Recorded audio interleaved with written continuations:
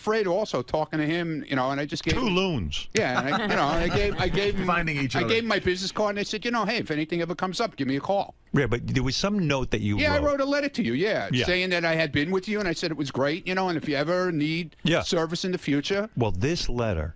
Oh, stop it. It wasn't written in crayon. Well, this letter was written in the same handwriting that Ronnie. You look on HowardStern.com at Ronnie's poem. Listen. You ever want to see the Lindbergh baby again? Dude, I have a really shit handwriting, okay? I mean, at first, I thought, okay, someone's taking my kid, and they're holding him for ransom. Oh, stop it! All right, how much do they want? Put 50,000 in a bag under the bench by the number.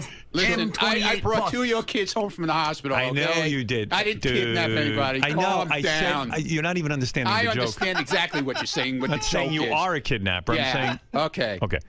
Well, I'm looking at this thing, and I remember saying to my agent, I go, listen. The guy, he seemed like a nice guy, but look at his fucking handwriting. And my agent looked at me and goes, I don't think you can hire this guy. I said, maybe he got out of jail. I don't know if he went to school. Or, I mean, it's like the block lettering of a 5th grader. Not even. And it changes sizes and runs. It's very, very strange. Can you make it? Hey, Gary, even that handwriting guy, what was he saying? Because I know it was sort of a preliminary discussion, but. Hold on, let me find it. Give me 2 seconds. Yeah, you got to hear what this guy had to say about Ronnie's personality based on the handwriting. Do I care what Let me see that handwriting. You never care about anything. No, I don't care. Look at it. Look, like every letter is like look at the Y. It's all.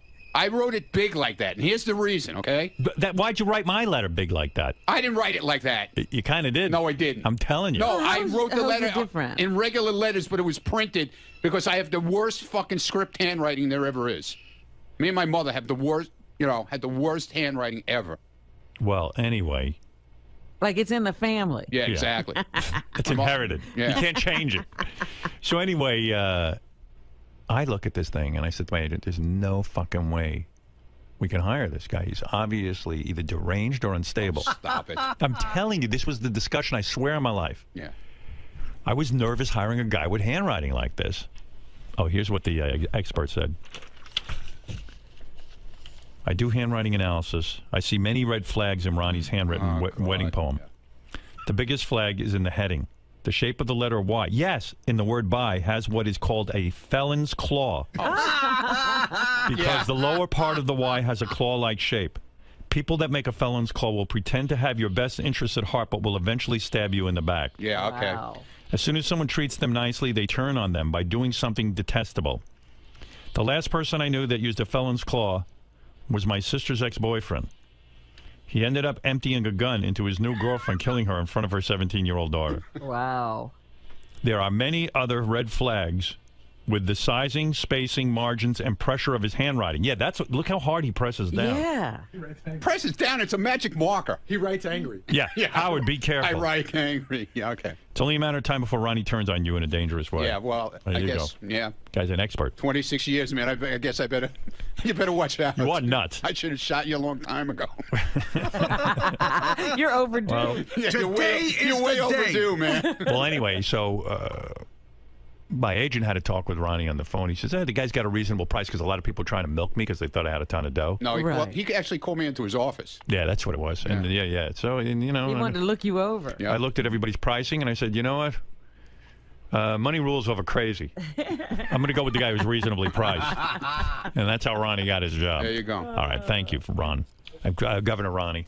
What is it? Whatever your name is. Gary, there's one other thing going on with Ronnie that Jason brought to my attention. He wanted me to talk about. So the guys are doing a show. Will and Jason do a show called The Back Office Show. Yeah. So they did the show last week, and I guess one of their segments is the overlooked news story of the week. Right. And the overlooked news story of the week was that Ronnie's girlfriend wants to get married, and she's got a plan and even a date. So I guess both Ronnie and her called into the show, but Ronnie says... No, she didn't call in. I called. You called in. Yeah. Ronnie says he's not getting married. Every kind of conversation we've ever had, you told me she doesn't want to get married. No, here's what happened, okay? Go ahead, dude. She was drunk, okay? Yeah, right. And... That's the only way you could want to marry Ronnie. Exactly. First of all, I love her to death. Let's get that straight. She's great, and we're having a great time. So if you love her, give her what you want. And we're traveling, and we're having fun, and it's awesome. So she caught the bouquet at the wedding. Right. When Rachel threw the bouquet. Right. So of course, Lieberman goes over to interview her after she catches the bouquet, but he's so drunk, he can't even. That's when JD had to take over the interview. Yeah. Okay. So she said she was planning this big party in May this coming May. Right. And that's for her birthday. Right. So I'm helping her do it, but it's not a wedding; it's her birthday party. Yeah.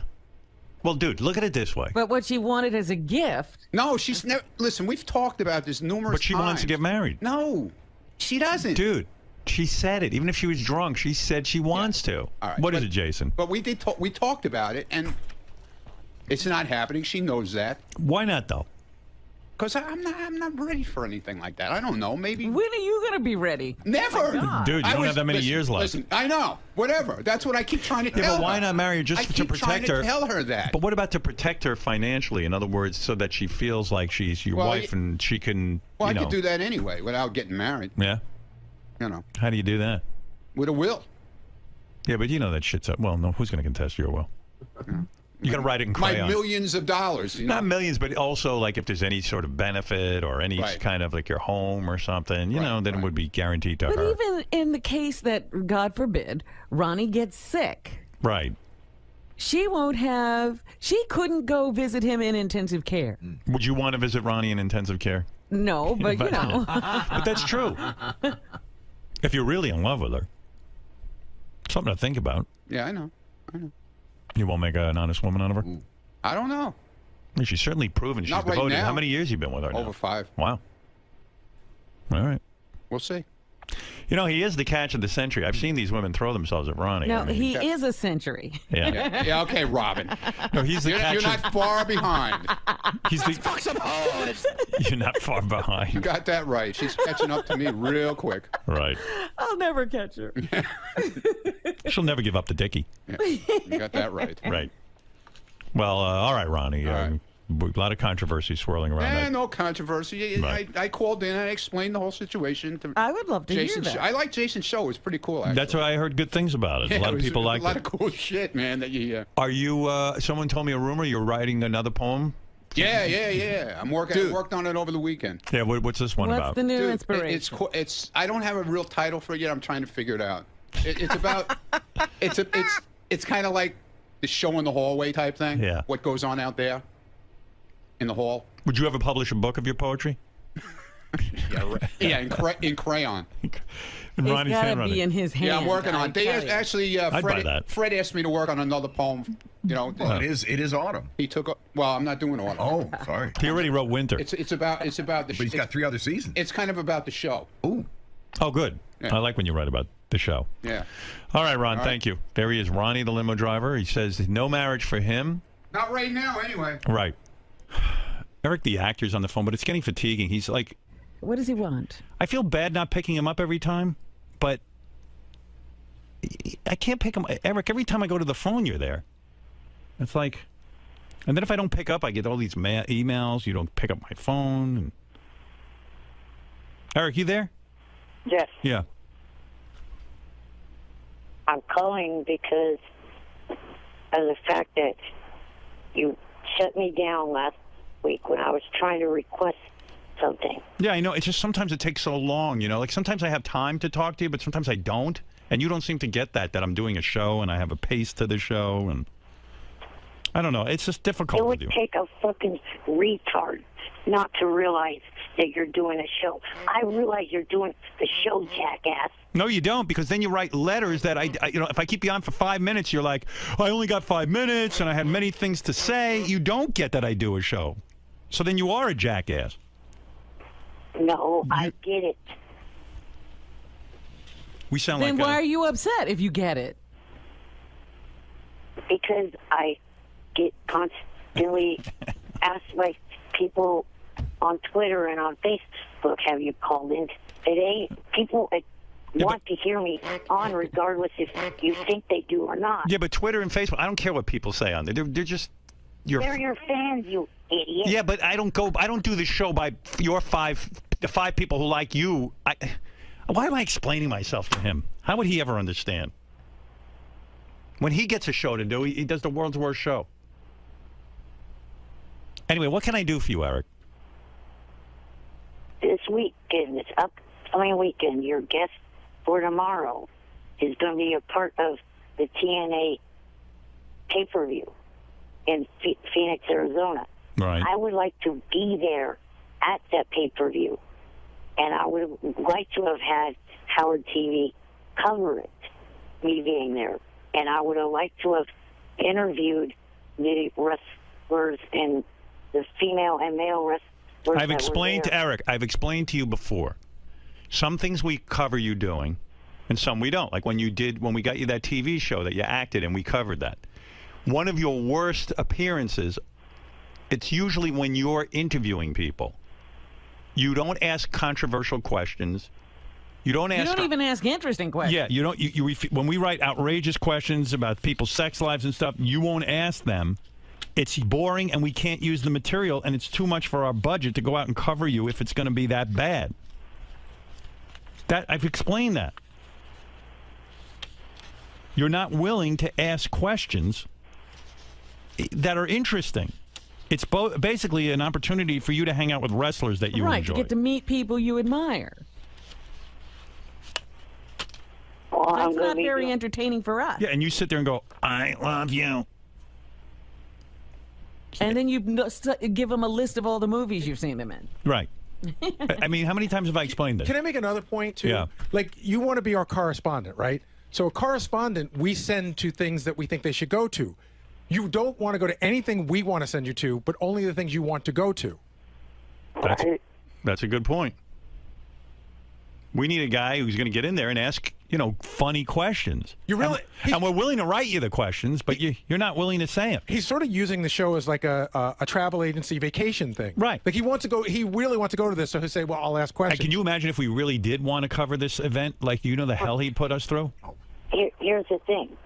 If you guys are thinking, oh, we don't want to pay for plane tickets, I can handle that because one of your fans that I met at the Ronnie block party shows she's a female flight, and it was Southwest and could get buddy passes for. Yeah, but Eric, you're not understanding. For us to take part of our budget for Howard TV, like I would have to I could probably produce another cartoon or something on Howard TV that people love, but for us to take part of our budget to fly down and cover you, which is basically great for you because then you get to be like a big star there and people pay attention to you and we take care of you. Instead of doing that, I can do 20 other things, and I know it's going to be a bust because when you get around these guys, you're not going to ask one funny question we put you up to. Right, and also add to the fact that you're taking the writing staff away for an hour or whatever it is. They're going to write questions for him that he's not going to ask. Yeah, which, our guys who write for the show, we put a lot of effort into this. And then you kind of disappoint us and don't ask any of the questions. Here's something that you, for some reason, neglect to realize. You realize, or you don't realize, I should say, that you have a lot of fans within TNA and also WWE, plus a lot of the fans that watch these programs. Yeah, but they don't want to be bored by you. Right. In other words, if I were gonna cover this event, as you say, for our fans, I would send 𝗦𝘵, who's interesting and funny, and ask the questions we give him. Right, and he'll probably get thrown out, which is even funnier. You're a fan going to a TNA event asking, sycophantic questions. Try not to piss off the people you love. Sycophantic. That's Cinco. I got so let Eric will just stay on the line. I'll get back to him. I got so pissed off yesterday. You do a Google search and you see all the articles on your name, and I'm reading these articles, and this guy wrote this article about how interesting it was that we did this bit. The one where Sal and Richard went out and asked Obama people who were going to vote for Obama, and then asked them, the bit I'm talking about. Where they, Sal and Richard said, well, is it okay that Sarah Palin is his running mate? They didn't seem to know Obama's positions or who was running with him or anything. All right, so listen to the opening of this guy's article. I went fucking berserk. And I know this guy, it's called the Amarillo Globe News, Amarillo, Texas. I mean, 5 people read this fucking thing, but yet it still pissed me off like I can't even tell you. Listen to the opening paragraph. How dumb are we? One of my favorite bits on The Tonight Show with Jay Leno is the jaywalking bit where he interviews your average schmuck on the street and throws out a few questions. Some of the answers do not instill much faith in the common man or woman. Yacker Howard Stern recently did a takeoff on this bit. Oh, no. Which made me wonder, how dumb are we really? I'll give Leno credit for the inspiration, since Stern is truly the American dream. He's a multimillionaire despite having no discernible talent. So what he's doing, he's not only insulting me about that I stole the jaywalking bit from Jay. Right. Now, anyone who's a fan of this show, and this fucknut, Henry, or whatever his name, I don't even know this guy's name from the Amarillo Globe News. Find me this guy's name, this cunt, because I want to fucking have my fans point out to him that jaywalking was a lift from this show. We started it, and I can fucking prove it, asshole. See how I get worked up? No, you should be worked up, because that's exactly This is what happens in my what career. You don't want to happen. You create something, Jay steals it, and then he gets the credit for it. And not only does he get the credit, I get knocked as being a no talent. Right. But the very bit that you love, shit stain from Amarillo, is the bit I created. Well, why is he even listening? And Jay to... lifted it, and then Jay goes, "I didn't lift it. I got that from Steve Allen." But I love how people smack at you saying you're untalented, but they listen. Well, I don't know if he listens or not, but I Well, guess... he found how did he get a hold of the Sal and Richard tape? Because every television show, every news television show, every news outlet played our clips because the bit was phenomenal. Sensational. But let me just give the that history. apparently is some kind of talent. Evidently. But let me just give the history of my life. As long as this fucker owes me an apology in print. What a cunt. From the Amarillo Globe News. I don't know the guy's name. I'm sorry I'm cursing up a storm, but I get so angry. Dave Henry. Dave Henry. Henry, stupid is a stupid does. You're a moron, you shithead. Before you call me a fucking thief for being inspired by Jay Leno, here's the history, and I'll play the tapes. And I'll make you $1 million bet I fucking invented your favorite bit, jaywalking. Asshole. Calling me a no talent. Your buddy Jay's the no talent. He's a fucking thief. Bottom line. That's the article you should have written. We started doing a thing called the homeless game, where we'd go out and ask people on the street everyday questions, and then we made a game out of it. And while you're at it, Henry, you can also write about how Smarter Than a Fifth Grader was stolen from us. And if you don't believe that one, watch Howard TV when we did a show called Are You Smarter Than a Fifth Grader? And then watch all the production companies after they hear it on the radio, all this stuff we do, and they call, would you like to do a game on TV about this? And I go, no, I don't need you to do it. And then they just go out and do it anyway. And I get ripped off. But never mind that. I mean, this fucking article just sent me over the edge. I just love it when morons who write articles, they're so fucking smug. Why don't you bother to find out where Jay got the jaywalking from? Because Jay's on television. Jay must have invented it. Oh, yeah, because he gets to see Jay doing it. And by the way, Jay didn't even know he ripped it off. His fucking writers do, because they're all fans of the show. And I don't blame them.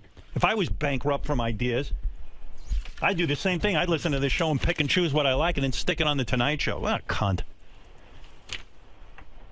Fucking Henry from the Amarillo News. Why don't you call in so I can explain life to you, asshole? And since I guess what? Here's another thing you can write. This no talent ain't taking any pay cuts. Like fucking asshole Jay Leno. What a fucking pussy he is. That's some talent. He's got the #1 talk show. He's so fucking scary talented, he's taking pay cuts.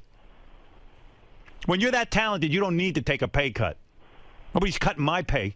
I'd leave. Because you know what? I'm actually talented. Jay's so worthless and bankrupt from ideas that he would be willing to do that show for free because he puts no effort into it. Unlike me, what do you think I did all weekend? I worked on my show. What a shithead. Jay Leno. Yeah, you should really school this guy. Where am I going to get a hold of him? Down how many different networks when you leave because you're so untalented. Yeah. Well, this guy in Amarillo, he's doing real well in his career. He's writing for the Amarillo newspaper. Yeah, when he leaves, the paper will go on. Yeah. It'll be like, you know, they never missed him. Yeah, ask NBC Radio what happened when I left. Look what happened at Viacom and their great radio division when I left. Right, Eric? Yes. Yes. I give up. Look who I'm talking to, Eric. He doesn't care. He just wants us to go with those wrestlers. I know. Did you watch the Hulk Hogan sex tape? No, I do not. What? He's lying. You know what? I heard Eric mumble under his breath. He went, Well, now I can officially cross off seeing Hulk Hogan's penis on my bucket list. Not at all. That's not true? Nope. No. Who knew Bubba was so generous? I thought he was kidding when he said you could fuck my wife. Really? No, I thought he meant it. Most guys want to lend you a vacuum cleaner, some tools, whatever. Don't even. This guy, he's... They don't even want to share their tools. Well, let's just say we don't know exactly who is in the tape. We don't know if Bubba was involved or not. We, all the legal stuff. I wish Bubba could come on and talk about it, but he has declined because of his divorce agreement. No wonder they had to have that divorce agreement. There was stuff to talk about. Eric, if you ever do see the tape, you're going to be very upset with the quality. Evidently, if it is Bubba shooting this stuff, he's shooting in black and white.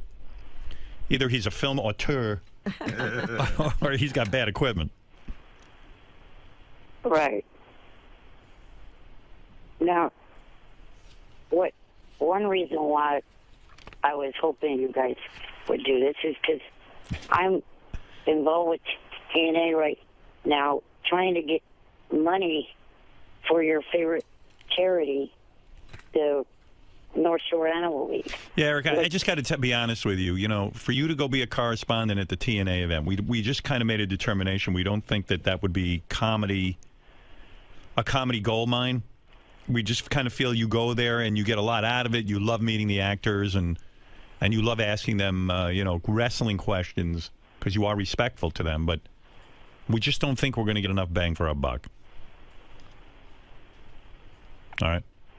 Well, just to let you know, that segment that I'm talking about airs tomorrow on TNA's website. TNA Live is what you look for. To see me making predictions on who will win the matches at the pay-per-view. Can't they just tell you? I got to be honest with you. What did he say, Robin? He's going to tell us he's going to make predictions as to who will win the wrestling matches. Oh. Yeah, well, yeah, that's right. Robin's right. They can tell you that in advance. You don't even have to make predictions. The person that I made the predictions against is their announcer, and he doesn't know who's winning. But the winner's already been determined. It's predetermined. But supposedly only the writers themselves know, no one else. I just feel Eric isn't... all right. I got to go, Eric. I don't think Eric's professional enough to handle this job on Howard TV, based on some of the other shows he's done. This is his Eric. Yeah. Eric. I want a clear shot to prove to you that I can be as effective as an interviewer as anyone on Access Hollywood. All right, I'm going to play some tape of. Eric. I'm going to play some tape of one of your past shows. This is your American Idol show, and let's see if we think you really are professional enough. Well, okay, Let's listen. Let's listen. You are now tuning February 1st. They're in Denver auditioning people. And it's a good show, but not our thing. Guy says he gets. I was going to say this is one of his better shows. Black a lot. You like this show? I don't quite see it. When I did that show and I did the little interview of the friend, I was reading the questions. That's what you want me to do, is read the questions. Yeah, but you pick the questions you're comfortable with. And you noticed how slow I was at doing that. I'm better at doing questions off the cuff. Yeah, I know. Yeah, and but your questions are terrible. Your questions are terrible, and you just suck everyone's balls. But they come out a lot quicker. Yes. But it doesn't matter. It's less entertaining. Hey, by the way, did you read Deanna DeGarmo, your girlfriend, married Ace Young? They both appeared on American Idol, and he proposed. They're married already. Yeah. They didn't even give Eric a chance. Oh, they set a wedding date. Oh, they set a wedding. Yeah, Eric sorry. still could get in there and Hello. make his plea. What do you make of that, Eric? Were you disappointed? Well, that's good for her. Yeah. I know you had quite the crush on her. You used to call her home quite a bit.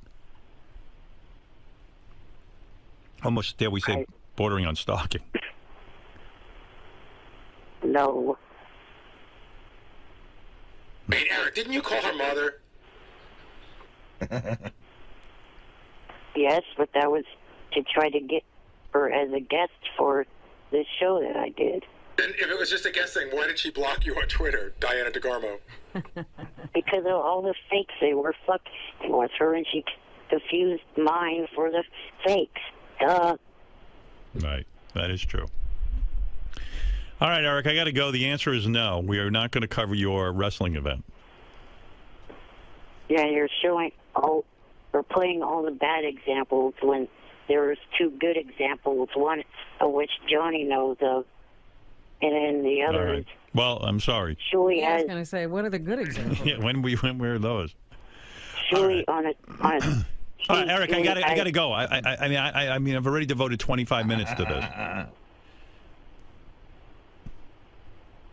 All right. All right. Thank you. I'm sorry. We can't send you to everything. With only some things. But I applaud you for being able to handle no in a professional manner. Thank you. Right. All right. That's Eric, the actor. I know it's a disappointment for him. Yes? You said you're not ready to get married right now. I didn't say anything. You just said that in the studio. Okay. All right. Whatever. What does that mean? That doesn't Well, mean that anything. certainly leaves the door There's or no window doors or open. whatever. There's nothing open right now. The window is shut. So okay? why would you cap that sentence with a "I said for right now"? I mean, you're putting an I ellipsis said on the the end of same your thing on statement. Jason's show, man. The same thing. Are those guys out there? Yeah.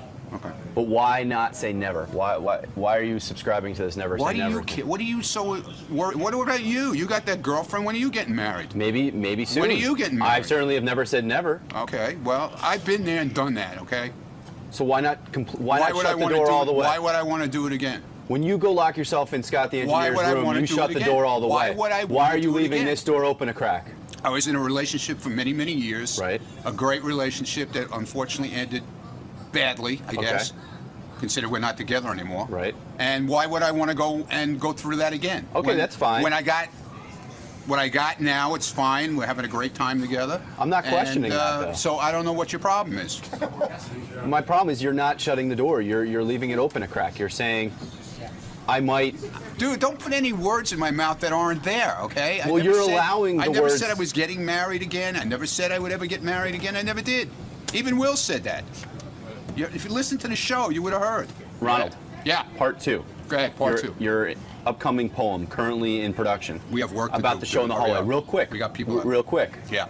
Are you going to try a different verse structure, a rhyme scheme this time? Because you've been criticized in the past. I don't care about being criticized. You want me to write, I write. Maybe you don't like it. Maybe you go with a haiku format. If you don't like it, don't ask me to write again. Okay? Fred asked me in his creative writing meeting over here that he has every day. Right. He asked me to write a poem, so I'm working on it. Okay.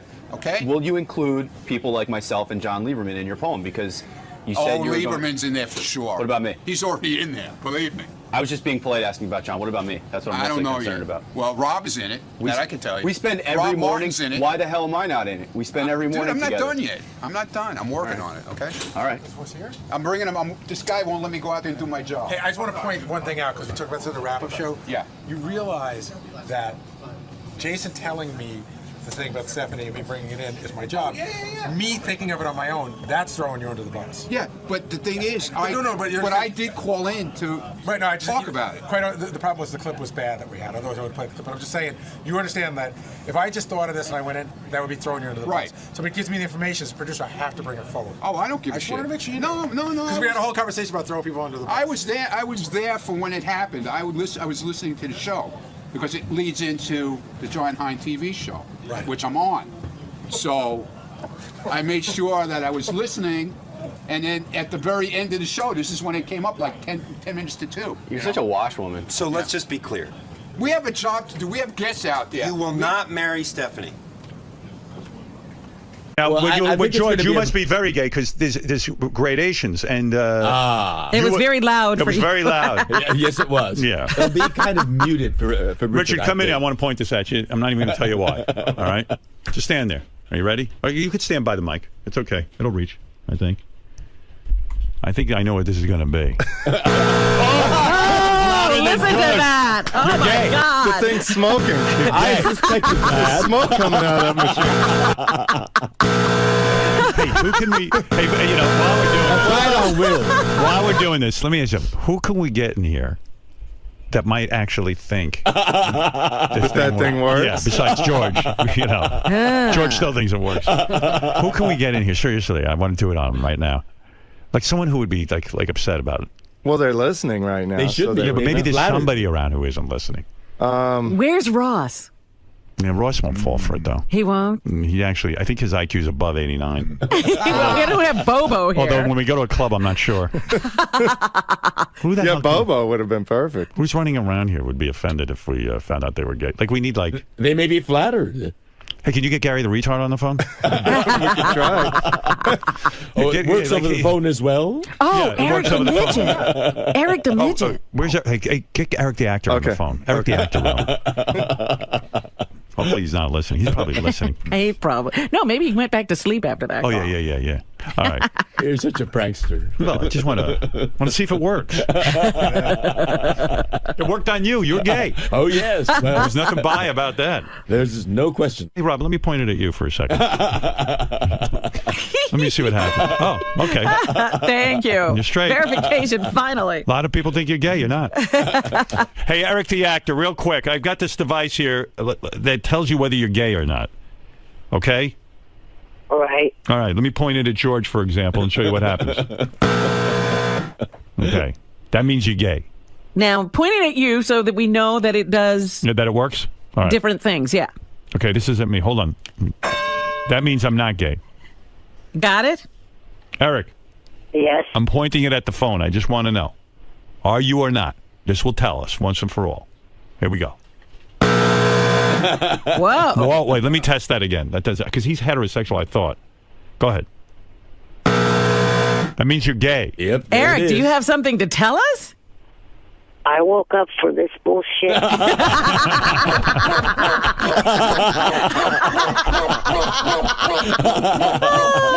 Is there a man in the room with you? No, dumb fuck. Because I'm telling you, it's going off like crazy. Eric, this thing is going off. Look at it. It's stuck. All right. Stop it for a second. Here, I'll turn it off. That's what I'm just trying to figure. I said, who's the most heterosexual guy I can call? I thought it was you, and then this is saying you're gay. And it's not wrong. It seems to work. Let me test it again. George, I'm pointing it at you. Yes. There it goes. All right. Pointed at Benji. Pointed at Fred. Pointed at me. All right. Pointed Now at pointed the at phone Eric. with Eric. Ah. Do you want to say something? Indisputable proof. Do you want to say something about this? What? I am not gay. All right. So you're saying this isn't accurate? No, it's not. You've not had a gay experience? Not even any tendencies or Anything. You've never looked at a guy and said, wow, he's got a nice cock? No, dumbass. I've never. I just can't imagine. Wait. So let me point it at Gary. Let me make sure this thing's working right. I can't figure this out. Gary, I'll point it at you. It says Gary's gay. Wow. Shut the fuck up. That was a weird one, too. yeah, Gary's married with children. I think know. he's turning into Eric the actor. You said midget. We all slip Freudian. sometimes. Eric, let me test it again. Hold on. I'll point it at the phone. I don't know, Eric. What do you make of this? You sure you're not into guys? I am 100% sure. Here, I'm pointing it at Sal. Says he's straight. Fred, let me point it at you again. All right. Yeah, he's in this other guy's balls, and he's straight. It says it says he's straight. Let me just. I'll point it at Jason. Let me point it at George. All See, right. it seems to work. Eric, let me do it one more time to the phone.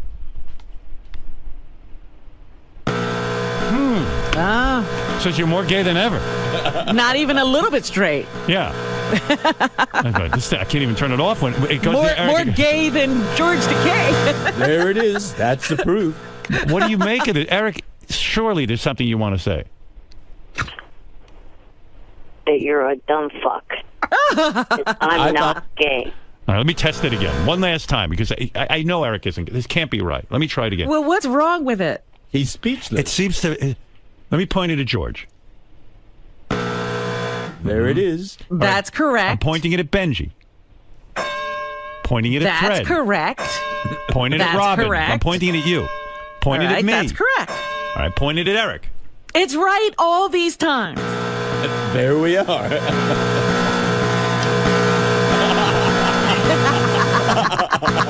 Come on, Eric. Eric, what is this?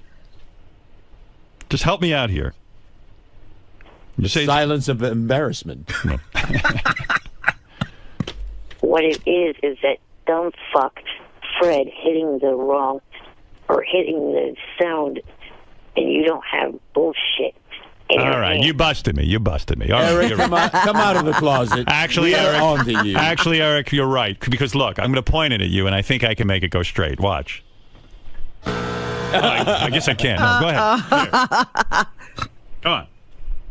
There, you're straight. It turns out you are. The thing was broken. I don't want to be an upset. He put you back in the closet. All right. You must have been sitting. You're straight. You might have been sitting in a gay chair made by a gay guy, and he probably touched it. That's probably what happened.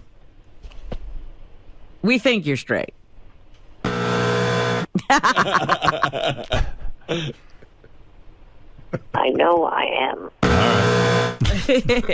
All right. We're just busting your balls. Yeah. Go back to sleep. Do you know Mitt Romney was going to hand out these things at his inauguration? He would. Yeah. Eric, we're having some fun. Can you get a fucking... Do you ever laugh at anything? Yes, I laugh at plenty of things. Sitcoms, comedy movies that I watch. Nothing that we do. Yeah, have you ever laughed at anything we do? Yes. What? You just have never had me on the air when I have heard something funny on your show. All right. We're just having some fun. That makes us feel better. All right. Go back to sleep, Eric. You're not gay. Look, I'll test it one more time. Here. Look. Now, come on, make him feel better. Here you go. There you go. You're straight. All right? Yes. All right. Feel better. Sweet dreams about girls. All right. Goodbye, Eric. Bye. Bye for now. There it is, Eric. Robin, it's time for news. A new study out of Australia suggests that women are fairly accurate in telling whether an unfamiliar man is faithful just by looking at his face. I have a thing. If I pointed at you, I can tell if you're faithful. For example, I'll point it at George. Let's see if he's faithful. Here we go. Hold on a second. I lost that page. No, please. Don't ruin the illusion. Radio is an illusion.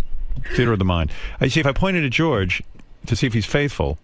And what's the sound? It's not working, huh? Yep, you're unfaithful. You cheated on me. That means unfaithful? Unfaithful, yeah.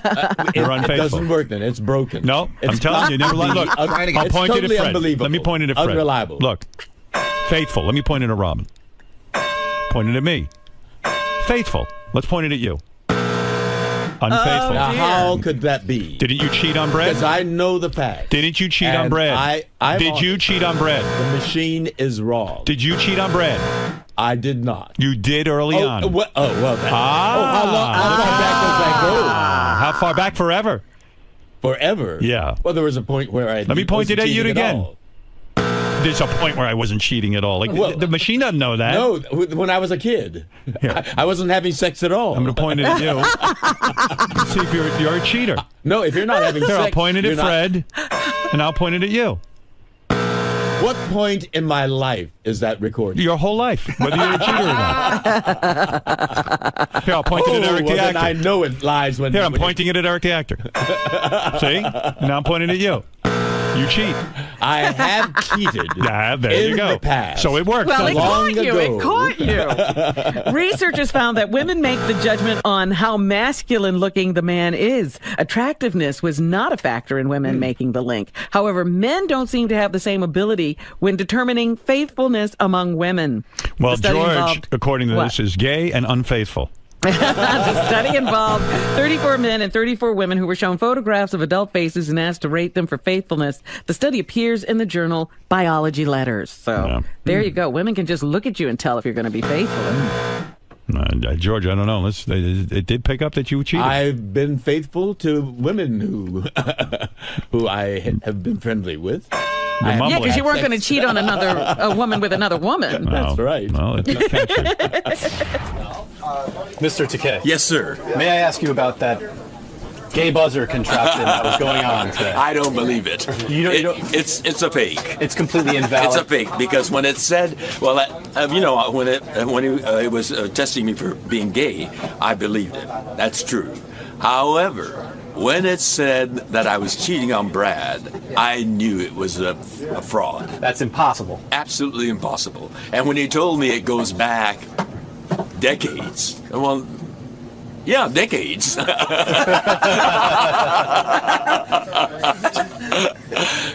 I knew that was maybe true.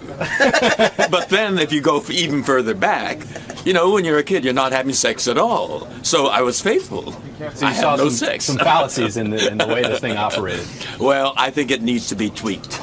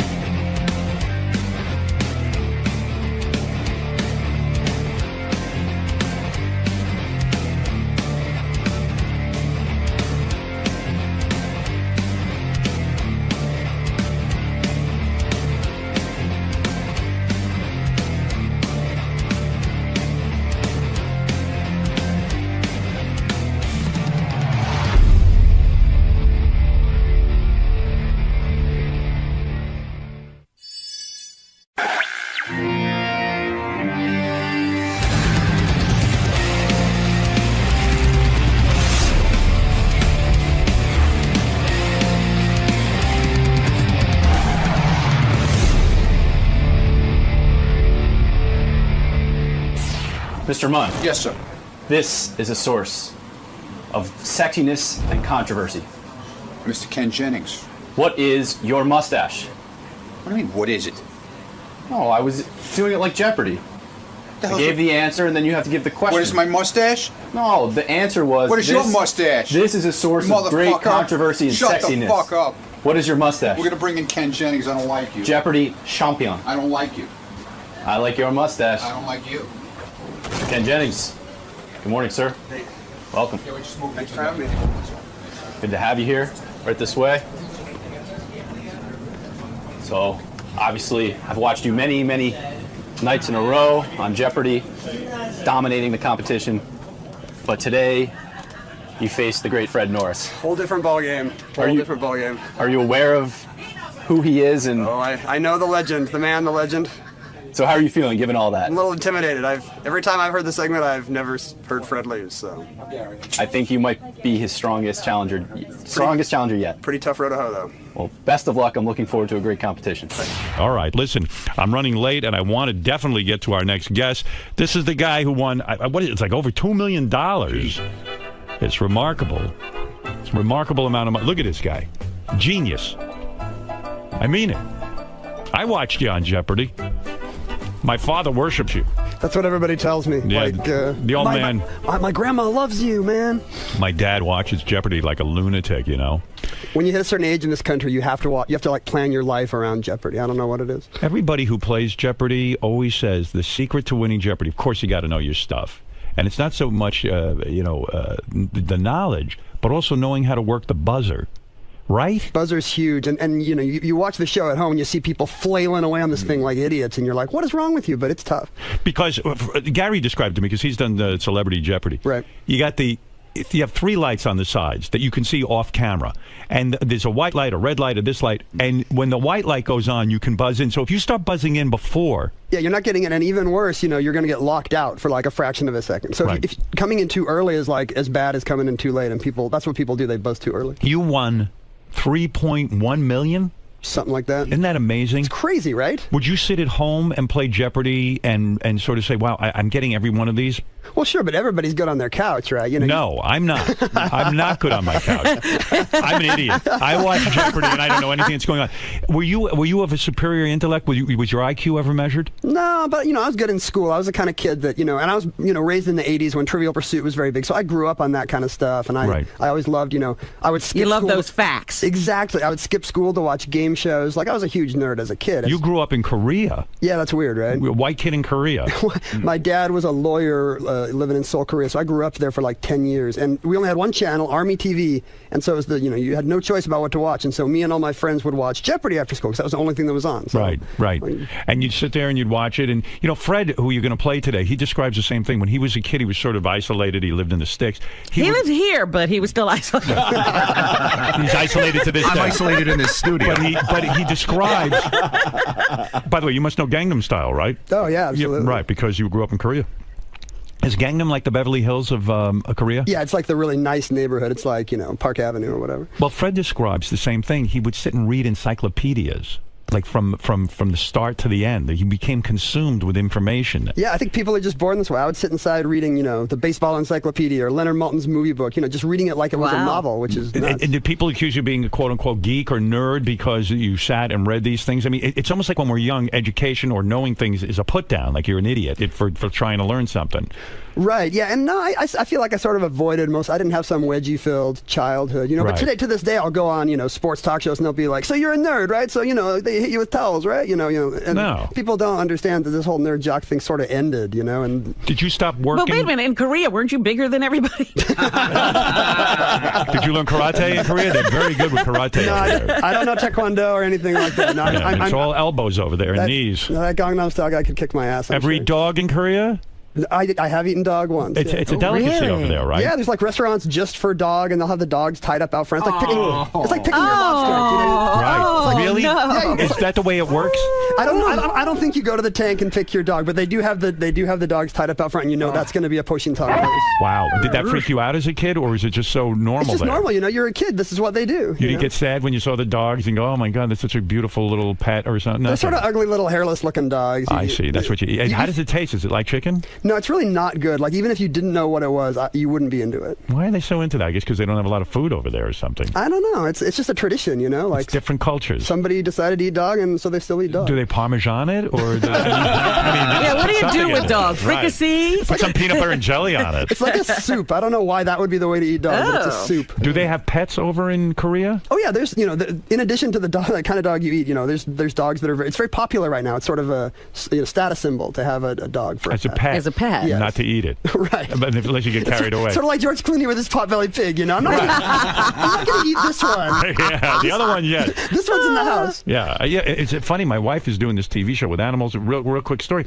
And she went to this place where they keep pigs as pets, and they love their pigs, but they still eat bacon too. Right. It's really it's very weird, isn't it? You make an exception. My daughter's pretty much turning into a vegetarian, but she will eat bacon. That's she won't cut out bacon. So when you make $3.1 million on Jeopardy, do you quit working? A traditional job? Do you say, "Hey, I've got enough money. I don't need to work anymore"? Well, I got an offer to write a book, and that's what I'd always wanted to do. I was like an English major in school who figured, I'll never make a living at this. I better learn how to write computer programs too. So I got into computers. Right. And I sucked at it. I didn't like it. And so when somebody offered me a book, I was like, wow, maybe there is a career in this. And like 8 years later, I'm still doing it. Wow, it's unbelievable. That's wonderful. So you've been able to not have a traditional job because of Jeopardy. Yeah. And these game shows. It's really remarkable. It's weird. Why did you not win Jeopardy? There was a tournament of champions. You came in second. I did. Were you shocked? I mean, because you were the longest running winner, I think. I was, but there's a ton of guys who are really good. I came on right when they had changed the rule. They used to, after 5 days, they would give you a car and kick you off, right? Right, which was stupid. Right, they should have let these guys play. I know I got reinvigorated with Jeopardy when you were on because it was like, wow, I heard about this guy who kept winning week after week. It was you had to watch the streak, yeah. Right. I'm sure most people were rooting against me, but it's the same thing. People are watching. Yeah. So there are a ton of guys that are just as good, and one of these guys came back, and it was just the buzzer. He was faster than me. He was better at the buzzer, and he knew his stuff. for sure. How long was your run on Jeopardy? It's like 75 games, so it was almost 6 months of Jeopardy time. Is Trebek removed from the game, or does he sort of hang? He doesn't hang with you. It's sort of he comes on set, does the game, and then he leaves. Right. He's not allowed to, because of all the scandals in the 50s. It's like still a felony in this country to rig a game show. So you're not allowed to hang out with anybody who knows the answers, and that includes Trebek. I see even on America's Got Talent, which isn't a game show. I'm not. I can go over and say hello or something like that, but there's very little fraternization between the judges and the talent. Like they discourage it. They tell you not to. Yeah, I remember one time they took me back to change my tie at a mirror. The tie was, moiré on camera or whatever. So I go back to change my tie, and they take me to the same mirror that Trebek uses. Right. And people freak out. He can't be back there. It's like a Trebek's not even there. It's like a lockdown. Right. Alarms are going off. And you might talk to Trebek's image that was just in the mirror. The mirror will talk. Let me get this straight. So were you one of these guys that had high SATs? Yeah, I was always the kid who could test really well, so I could get away with studying a little less. Where'd you go to college? I went to University of Washington, and then I went to BYU. Oh, U of Washington is a good school. It's a decent school. Right, and then Brigham Young. Brigham Young? You did your master's? Yes. I didn't. I just have a bachelor's. Oh, bachelor's. And so you. Why'd you go to Brigham Young? I'm actually Mormon. I had friends there. Oh, is that right? I didn't know that. It's true. Did you wear magic underwear on Jeopardy? That's your secret. That was it. I just broke your secret. Now everybody's going to do it. What is that whole magic underwear thing? Is there such a thing as magic underwear? What is that? It's not magic. It's like it's Mormons. Devout Mormons do wear sort of ceremonial ritual clothing under their clothes, but it's just like it's just like a Jewish guy wearing a yarmulke. It's just a reminder of who you are. Yeah. Do you do that? Yeah. Oh, you're devout. Okay. All right. Good. Just checking. Okay. I'm thinking of becoming devout something or other. And what will you wear? I need some magic. I don't give a shit what I wear. I'm just happy to be anywhere. So, this is a great success story because the game show made you a millionaire. And do you invest this money now that you have you don't have 3.1, you have to pay taxes and all that. But do you invest this money, and has it grown? I would imagine maybe you're some sort of genius investor, too. Where else does your genius come out? No, I haven't written some business.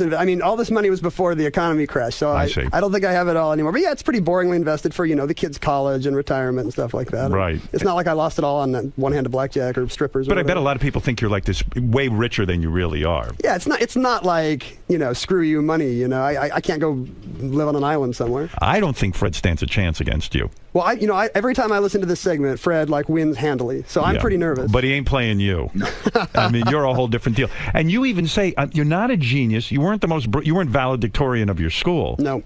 But it was just this sort of trivia knowledge that you were. But I think you go beyond trivia because. You're doing geography, that's a little more intense. You're doing history, that's a little more intense than just sort of general trivia. It seems you're way more educated and way more aware than the average trivia guy. Well, the thing about it, when you're this kind of person, it's your knowledge might be a mile wide, but it's like an inch deep. You know a little bit about a lot of things, but it's really a little bit. And the other thing about Jeopardy is you're only buzzing in on what you know. You're not demanded to answer questions you don't know. That's right. Is that exactly true? Because I would think in order to buzz in, you've got to sort of think, you got to think so fast that you kind of think you have an idea of the answer, and sometimes you come up with the answer after you buzz in. Does that make sense to you at all? No, because the question has to be completed before you can buzz. Wait a second. Let me ask the expert, Ken. Do you think anything I'm saying? I was there. You've played it. She's good. I've seen Robin on Jeopardy. She's really good. Right. It's true that you gotta wait till the question's been read to buzz. But it's true that I have had the situation of some part of your brain knows that you know it, so you buzz, and then while Alex is staring at you, you got a few seconds to dig it out. The rap on Jeopardy is that if you're a woman, they'll put you through faster as a contestant than as a man. They want to encourage women to be on Jeopardy. Do you think there's truth to that? I absolutely do. When I got the call to be on the show a year after I tried out, and I was playing against women, some of whom had tried out a few weeks ago. Right. Yeah, they tried out yesterday.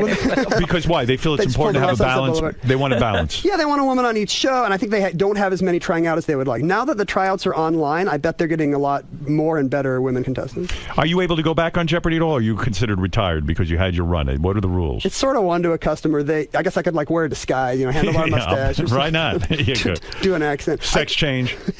I went on a year ago to play the IBM supercomputer, but except for special stuff like that, I'm sort of out of work as a Jeopardy guy. You got beaten by the computer. The computer kicked my ass. Well, yeah, come on. The computer's that thing is so programmed, but it's. Well, Fred is like a computer. Fred, do you think you have a chance in any of this at all? Not a snowball's chance in hell. All right. Well, let's try it. What do you say? I'm going to give it a shot. And what the hell, for $5,000? Why not? If you'll probably win the $5,000. It's not Jeopardy money. Just write on the check down. Right. Well, put Fred in the isolation booth. We'll let Ken answer the questions first. The Well, ice. for $5,000, Ken is saying I should only have to answer one question. No, I came up with this. It's like Linda Evangelista. I don't get out of bed for less than 10,000 Trebek. I've got 7 questions. Okay. All right. I assure you, Fred has not seen them because we know the rules. You can't, you can't tell. And these questions were decided upon by my staff and me. General knowledge questions. So it's different than Jeopardy when Fred's money. Right. I will. You have to answer all the questions. Right. If you pass, fine, and then if you want, it's based on time and all of the. I don't even remember how to play it, quite frankly. Just it's fast and loose. You're just like Trebek. Yeah, who's keeping time and where is the time? Time is over there. Time is over there. Oh, I have to see it over there. And he's got to move. Oh, he's got to move over there. All right, go ahead. Ken, do me a favor. Ken Jennings, everyone. The book is Because I Said So. It's available now. And for a list of Ken's book signings, go to ken-jennings.com.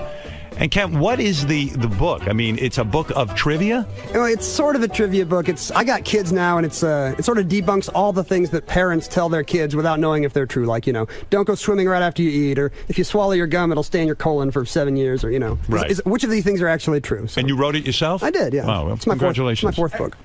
Do these books sell well? They do okay. My last 2 were bestsellers. Wow, awesome. Yeah. I actually read some of the book. I liked it a lot. It's got a truth meter in it, so it says like, you know how your mother always told you the crust is better than the rest of the bread? Right. That's mostly false. Oh, wow. So there's a lot of that in the book, and he's got a little. I believe that. He's got a little we meter. all believe these things. Yeah, right. There's a little meter at the end. It's either false, true, mostly false, mostly true. So it was really good. Yeah. You got a nice life, huh? Where you living now? Seattle. And you got kids? I got 2 kids, 10-year-old, 6-year-old. Marriage going all right? Yeah, just regular suburban dad, I guess. Getting laid? Your wife or good? She give up on that? No, that's how marriage works. It's still happening. It's one of the perks. Good for you. Isn't that great? And look who's here, George Takei. You get to meet him. Huge fan. Are you a Star Trek fan? Absolutely. Are you a big comic book guy too? Someone said. As a kid, I was. Yeah, I still got boxes of comics from I would have boxes too, but my parents threw them all out. I somehow avoided my mom throwing out my comics. I don't know how I got lucky. But. Were you? So you're a big Trekkie. Oh yeah. If I was to ask you a trivia question about Star Trek, you'd probably get that right too. I'd give it a shot. It's a lot of pressure. Oh, I'm sure he would know some things. Ask him a question, George. Ask him one of the questions you get asked all the time at a Star Trek convention. Let's see if Ken knows it. Okay, what's my favorite episode? Who the hell would know that? Maybe the one where you got the sword, the naked time. Right. Very good. He got it right. That's an easy one. That's an easy one. What's George's favorite sex act? I bet you don't know that. I do. Howard knows that. Took place in the Rambles in the 70s. All right. So, all right. You're wrong. It didn't? Where did it take place? In bed at home. Oh, with Brad. Oh, that's right. Well, you have to say that. You're a smart man. All right. Listen, Ken. So I'm going to you have a minute on the clock. If you want to pass, I can go back at the end. Try not to pass because I forget which ones we passed And on. time is a factor. Time is a factor. Okay. You'll probably win this anyway. Okay, so let's start. Who was the first United States president to die in office? William Henry Harrison. What is the second most abundant element on Earth and the principal ingredient of glass? Silicon. Which NFL team has won the most Super Bowls? The Cowboys. Which Canadian province is largest in population? Ontario. Sauerkraut is made from what Cabbage. vegetable? Who was known as the Clown Prince of the Harlem Globetrotters for 20 Meadowlark Lemon. On the TV series The $6 Million Man, who did Steve Austin report to? Oh, I have no idea. Do you want to stop? You want to Stop. stop the clock? Okay, Yeah. all right. 36. You are awesome. Fuck. Yeah. Whoa. I screwed up the $6 million man question. It was, first of all, I'll give you the answer. First of all, you did it in 36 seconds, which is very, very good. And your score is? Your score is you only got one. Well, you got 2 wrong. One you didn't know the answer to. The Pittsburgh Steelers are the NFL Have team. more Super Bowls. Have the most Super Bowls. I doubt Fred knows that anyway. We'll see. I don't know. He's a football fan. On the TV series The $6 Million Man, who did Steve Austin report to? Oscar Goldman. Oscar, of course. Oscar Goldman. Howard would have gotten that one. You know what? I wouldn't. I don't. You don't remember that? I can't think fast like that. I get very nervous. Did you get nervous doing this? The Jeopardy's a good cure for stage fright. After that, everything's less pressure than Jeopardy. First time you did Jeopardy, though, you must have been man. like Deer out in of the your mind. headlights, yeah. Yeah, I can imagine. Wow. All right, let's see how Fred does. You only got 2 wrong. These are tough questions. So We'll see. I mean, you really rattled them off. You have to be impressed with that, right? Those were tough questions. I won't tell Fred how you did. I'm going to keep it a secret from you. Already. How Ken did. Let's just say good luck. He probably got 7 out of 7. Now, don't telegraph. I'm predicting what he got. I'm predicting him in ahead of time. 7 out of 7, around 30 seconds. All right. That's my prediction. All right. I'll tell you who's rooting for you, Fred. The dogs of Korea. They've had it with Ken. All right, here we go. You got it. Here we go. You know the game. 60 seconds on the Let's do clock. it. You can pass and this kind of thing. Pass. Okay. You pass? You already passed? I pass. I forfeit. All right, here we go. This is for $5,000 for Ken. You, Fred, can't I win a get dime. nothing, Ken. You get nothing? I've been the winner of this thing for 7 years straight. I get nothing. I tell you what, if Fred wins, can he touch your magic underwear at least? Some good luck. Yes. Now, it's a $5,000 prize to Ken. Yes. So if you throw this, I suppose you could meet up with him later and split the winnings. But here we go. I'll meet him in the elevator and beat him up. Here we go. In the rambles. In the rambles. George. All right. And by the way, thanks to don'tbebroke.com for putting up the $5,000 so we can lure Ken in here. All right. Here we go.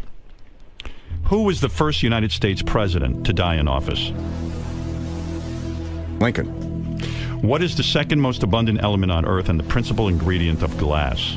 Silicone. Which NFL team has won the most Super Bowls? Dallas. Which Canadian province is largest in population? Ontario. Sauerkraut is made from what vegetable? Cabbage. Who was known as the Clown Prince of the Harlem Globetrotters for 24 seasons? Meadowlark Lemon. On the TV series, The $6 Million Man, who did Steve Austin report to? Oscar. Do you want to stop? Goldman. Stop. Okay.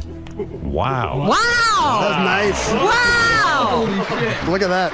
Now, here's Fred, the... do you know what you did? No, I don't know what I did. Now, hold on. Okay. I don't know how the hell this gets decided. We haven't gotten this deep into the rules. You clocked in at 36 seconds, Ken. Yes. Fred clocked in at 36 seconds. Yes. You tied on time. Yes. You tied on the amount of right answers. He got 6 right.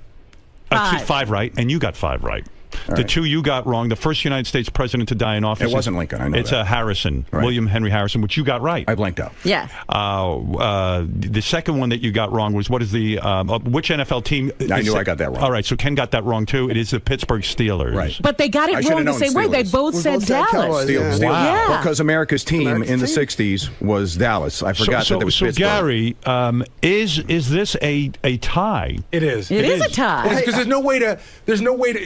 It's about Ken the the time. money, Jesus. Well, how about this? Fred said silicone instead of silicon. I mean, I know it's Howard Stern, but come on. Come on. Look, wait a minute. We go to George Takei. On that. Judge George Takei. How do you say silicone? I call bullshit on that. I'm ready to give you the money. We have to do a tiebreaker. Can I be really honest? Yeah. Wait a minute. I want to know how George says silicone. Go ahead. How about a cock off? Oh no! Both take it out. Who has the most beautiful cock? Magic underwear. George will judge your penis. Yeah, go ahead. Forget it. No, tell me, what is the rule? There's no rule. There's no rule. There's no ruling. The rule had always been that in I a say the tie, guest the wins. time would matter. Yeah, I think. But they both it's the tied on exact time. time. I never imagined this, but I actually think that we need to go to a sports clock with hundreds of seconds, which has never happened before. How about a dog eating contest? There are tiebreaker questions there. There are additional questions, but I don't know how you do them. But I don't think we we give Ken the should. money. Here's what we I can. think we here's what should we give can him do. the money. We can write down our answer. You can say it. I'll write mine down. He'll write his down, and we'll just hold it. All right, tiebreaker. Oh, Fred needs to know. Let's do the manly thing. Let's do the manly thing. Fred needs to know. Now, where are you going, Fred? I'm going to go To get a paper. You're getting a paper. Okay, good. All right, Ken, can you believe this guy tied you? That's crazy. He was great. How brilliant is Fred? He knew Oscar. What can I say? Yeah. He's great. Wow. Why is Fred not on Jeopardy? That's what I want to know. Fred, go over there. And We've do your always tiebreaker. said that. Unless because we don't want. He won't take the test. We don't want you to cheat. Why don't you go on Jeopardy? Because Fred? they haven't asked me. Well, you got to apply. You got to try it. Do it as a real contestant, Fred. I mean, I'm impressed. I didn't do real Jeopardy. I did rock and roll Jeopardy. I know. I'm just impressed with Fred. No one's talking about you. There you go. Let's do it. All right. Here, I'll write down your answer, okay? That's the fair way to do it. Fred's writing, there's no question. You're already writing, Fred? That's awesome. Then Fred wins. If you got the right answer, you win. No seconds. Okay. If either of you guys know this, you're fucking genius. Right. Okay, here we go. On what ship did Charles Darwin serve as a naturalist during a 5-year voyage in the 1830s? Wow, they're both writing. We're done, I think. Hold on. Let's see. I like this answer, too. Fred, hold up your answer first. What does it say? HMS Beagle. What does yours say, Ken? Also the Beagle. The Beagle. Wow. Wow. Lord. What the fuck is All right, how far are we going to go with this, Howard? How long are you guys on the air? Ken, what did I do wrong in school that I don't know any of these answers? I mean, what went wrong? Fred, you're impressive. HMS Beagle. And I thought that was whoever picked that question was very funny because they know Ken eats dogs. I always remember the beagle is the most delicious dog. With a great bark. Okay, if you guys know this, God bless you. But here we go. Second tiebreaker, because we're in a tiebreaker situation. I say let's leave it a tie. Yeah. Why? And have a rematch. Yes. Don't you want to know who wins? I think they both have been superior. I could throw you one more idea, Howard. We could take a break. Yeah. And I could give you 7 new questions, and we could play the game again. Really? Nah, just leave it a tie. Leave a tiebreaker. I'm up. We got to get out of here sometime you don't today. care? Whatever you guys want. All right, break, and then 7 questions again. I can't take it. We'll be back right after these words. Did you think it was going to be that close? I thought I was. When I only got 5, I thought I was done. Oh, really? Yeah, I thought I was done. I thought he was going to get 6. Jeez, I'm amazed how you guys do this. It's crazy. I have no ability to pull out information quickly like that. Yeah, the speed is There's got to be a mechanism in your brain. Yeah, I'm not even aware of it. It's just how stuff gets filed away. How old are you now? 38.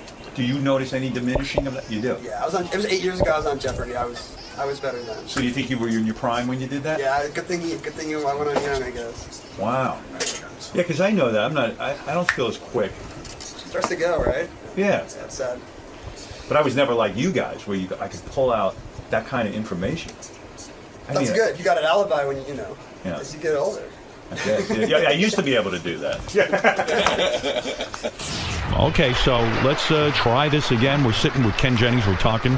He just released a book. It's called Because I Said So. It's available now. And also for a list of Ken's book signings, you can go to ken-jennings.com. So, Ken, do you have a lot of fans? I mean, do a lot of people show up at the book signings? Jeopardy groupies? No kidding. They're all 80-year-old women, but it's still cool. You could get them probably. Oh, yeah. Which is great. Most of the people who saw me on Jeopardy are probably dead by now, but... Were you a guy who got married young in life? I was like 25. That's young. 25. Do you dread the fact that you could have remained single, won Jeopardy, and then you would have been this high-flying bachelor who... all the nerd girls on the internet throwing themselves... It would be amazing. Is it true that after you won the millions of dollars on Jeopardy, that Senator Harry Reid approached you about running for Congress? That's true. Because I lived in Utah at the time, and I was getting calls from Senator Reid, from Chuck Schumer. They're all saying, "You got to run in Utah. You're a Democrat who can win in Utah." And I'm like, I'm not going to win. Maybe you could have won. Were you a hero in Utah? Were people like really identifying that you were from their state? Yeah, it was a lot. I think there was hometown pride, but I still don't think that would have made Utah vote Democrat. But I still think people would have thought of like he's so intelligent. He's probably going to be a great public servant. Like it probably would have worked. To me, it's crazy. Like this is what's wrong with America. If a guy wins enough on a game show, you're like, hey, you should be in the Senate. What the hell? You know? Yeah. That's not good. Well, they figure you know something. It's impressive. All right, so listen, if you're just tuning in, this is crazy. Ken Jennings is here. He's playing Fred in Win Fred's Money. So we figured you're just going to beat the pants off Fred. I don't know why we lost confidence in Fred, but sure enough, in time, 36 seconds, you tied. You both got 5 out of 7 questions right, and remarkably, we played a bonus tiebreaker round. You guys tied in that, and now we're back to 7 questions again and playing Win Fred's Money so we can see. It's like Jeopardy. We're on a streak. It's crazy. We're gonna do this 75 straight times. I'm not for it. Gary, anything you want to say? Good luck to everybody. This is very exciting. All right. If you guys, by the way, I never lost faith in Fred. I thought he'd do fine. Me neither. I've always been on Fred. I did. I thought he'd lose. I'm surprised. Fred's the real deal, man. Fred's the real deal. He proved it today. Why he's working on this show, I don't know. All right, here he is, the spectacular winner of Jeopardy, Ken Jennings, and we're going to play Win Fred's Money. Who did Helen Keller dedicate her autobiography? Annie Sullivan. The disposable razor blade instead of the existing straight razor was whose brainchild? Gillette. What positions make up the battery in baseball? Pitcher and catcher. For more than 1,000 years, 794 to 1868, which city was the capital of Imperial Japan? Kyoto. A group of porcupines is called what? I don't know. Pass. What is the state bird of Texas? Meadowlark. What famous Wild West legend did Martha Jane Canary grow up to be? Calamity Jane. That's okay. Done. Pass. No, okay. I'm not going back. 35 seconds. You're locked in now. Well. And how many right? Well, let me count up here. Let's do the math. I asked you, who did Helen Keller dedicate her autobiography to? You got that wrong. Oh. It was Alexander Graham Bell. Interesting. What did you say? Annie Sullivan. Annie Sullivan, her teacher. Not good. You got the next one right. Gillette was the disposable razor answer. I asked you what positions make up the battery in baseball. Pitcher and catcher, absolutely correct. For more than 1,000 years in Japan, Kyoto. Absolutely correct. Kyoto. Excuse me. I apologize. You know, George is sitting right back there to catch you. A group of porcupines is called what? No idea. He didn't know. Who the hell would know? A prickle. Oh, nice. A prickle. Fred's not going to know it, though. I feel okay. Okay, you know, you're confident. Fred will in know that. that. What is the state mockingbird of? What is the state bird of Texas? State mockingbird. Sorry, what is the state bird of Texas? It's a mockingbird. You got that wrong. What did you say? Meadowlark. Meadowlark. No, that's 3 wrong. And then you knew Calamity Jane. Is her name Jane Canary or Canary? I think it was Canary. Canary. Okay, that's what I said. Good. So Calamity Jane, you got that right. So you got 3 wrong, but you did it in 35 seconds, which is a rapid time. It's quick. I don't know. I don't feel good. I think Fred's got this. You do? Yeah. Those are tough, but I think Fred's got this. All right, let's see. All right, Ken, take a seat. We'll only know once Fred gets in the seat. So we're not going to tell Fred what you did because that'll help you with the game. You know, why should he know? Yeah, game face is on. Right. Fred, I'm not going to tell you again how Ken did. As you know, Ken is a Jeopardy champion extraordinaire. You managed to tie him. Yes. Not only Twice. Twice.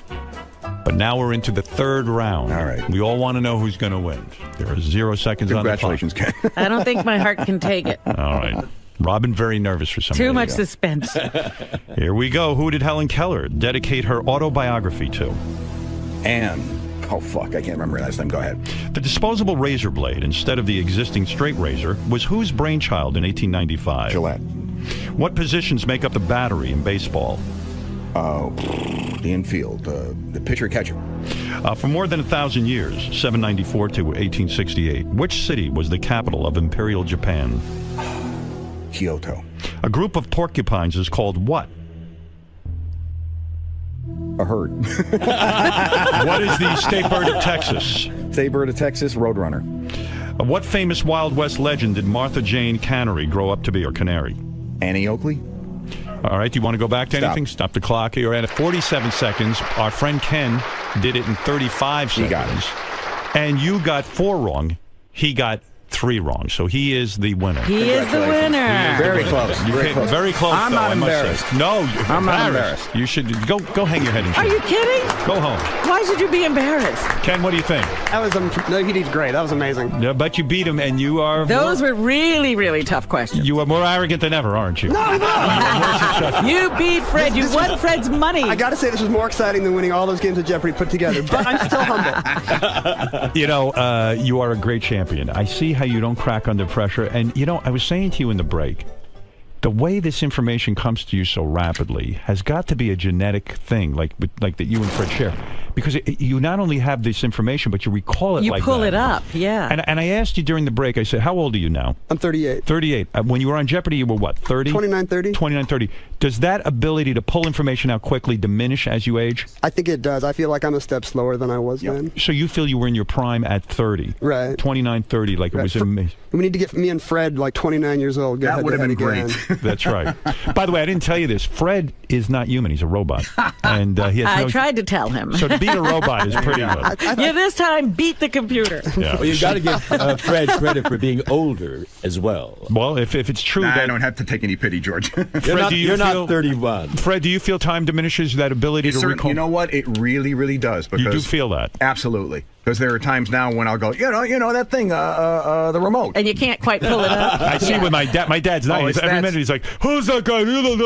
But I will say, if you start like doing like trivia and things like that, it actually kind of keeps your mental acuity there. You have to exercise it. You have to exercise your brain. That's true. When I played chess, they said that actually helps you, retain memory and stuff. You a chess player at all? I'm not, but I do crosswords. They say, like, they did the thing with the nuns and they played crosswords. They didn't get Alzheimer's. Yeah, so. they say that. Right. Can you do the New York Times crossword puzzle? Get them all right? Oh yeah, like Friday, Saturday. I'm pretty good crossword. It's not that hard. Yeah, it takes me half an hour for a hard one. So. You know, I can get like maybe one answer. and only if they use me as a clue. All right, listen, Ken Jennings. Does Fred want to know the questions he missed? He can do that on his own time. Do you want to know, Fred? Sure, why not? All right, let me get him out of the garbage here. I was so disgusted it means with nothing you. to your poor Ken probably Fred. knows the answer. I threw them right out, to tell you the truth. Okay, let's see. Fred got the autobiography of Helen Keller. You both got that wrong. Do you know what it was?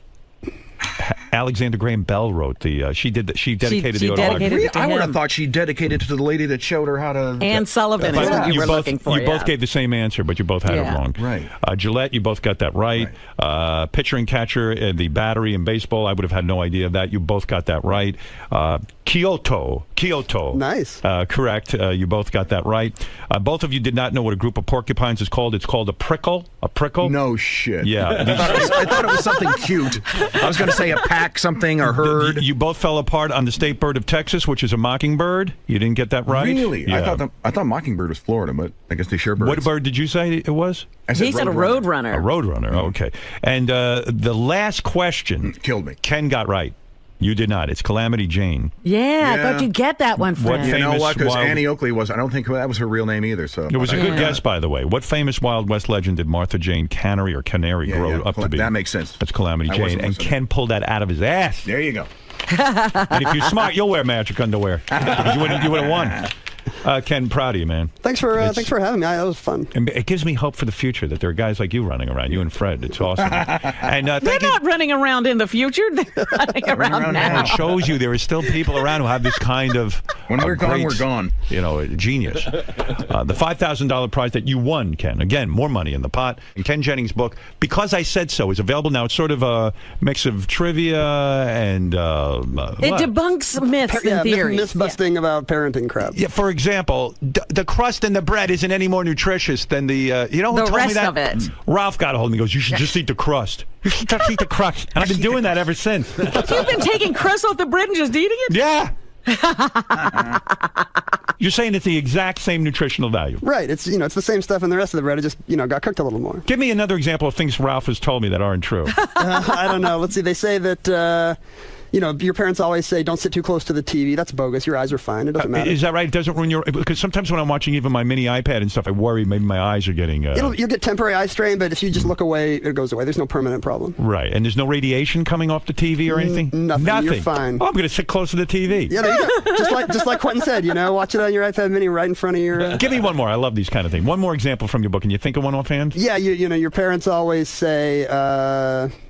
what do your parents always say? Oh, you got to drink 8 glasses of water a day, and that's bull. It's that's actually too much. It's dangerous. If you get too much water, it'll mess with your brain. And isn't it hard work on your kidneys too? I imagine all that water passing through. Yeah, you should just drink when you're thirsty, not like there's not some certain number of glasses. Didn't that get started with like Weight Watchers? Because they used to say if you want to lose weight, drink a lot of water. It'll fill you up. Maybe that was where it all started. I think so. All right. And all this nonsense that people say black people have an extra bone in their ankle. That's ridiculous, right? Your parents said that to you? Not in the private. Yes. Howard, the blacks have an extra bone. What? All nonsense. You debunk it all. That's right. All right, good. Ken Jennings, we look forward to reading your book. And for a list of Ken's book signings, a lot of people show up, 80-year-old women sometimes, who want to have sex with you. Throwing panties? Really? It's like a Tom Jones concert in Barnes & Noble. It's awesome. Go to ken-jennings.com for more information. Great meeting you, man. Thanks Way for to having go. me. It's a pleasure. That was fun. A lot of fun. Robin was way too nervous. She wet her pants during this? She got so nervous. It's very awkward. That happens on Jeopardy all the time. Don't feel bad. Last time that happened to her was during a Rolling Stones concert. And you're like the Mick Jagger of Jeopardy. Good for you, Robin. That shows you. You're not jaded. I like that. Let's just say that we'll be back right after these words with Robin's news and, of course, the great 𝗪𝗄𝗄𝗿 right after all of this. Can describe Fred Norris as a competitor, because you've been through the gamut on Jeopardy. Tough competitor, man. Like, it's really nerve-wracking watching somebody else play after you, because you got no control anymore, At least on Jeopardy, you're all playing at once. But here, it's like, Fred could kill me here and I could do nothing. You're just watching that clock and you're waiting. Just praying. Right, exactly. What's it like going from a situation where you're dealing with a host, more of a straight-laced host like Alex Trebek, to an interview with a game show mixed into it with Howard Stern? What's this experience been like for you? I feel like Howard and Trebek have a lot in common. Like, if Trebek retires, I think if Howard wants the job, it's his. All right, man. Thanks a lot. Congratulations. Sure.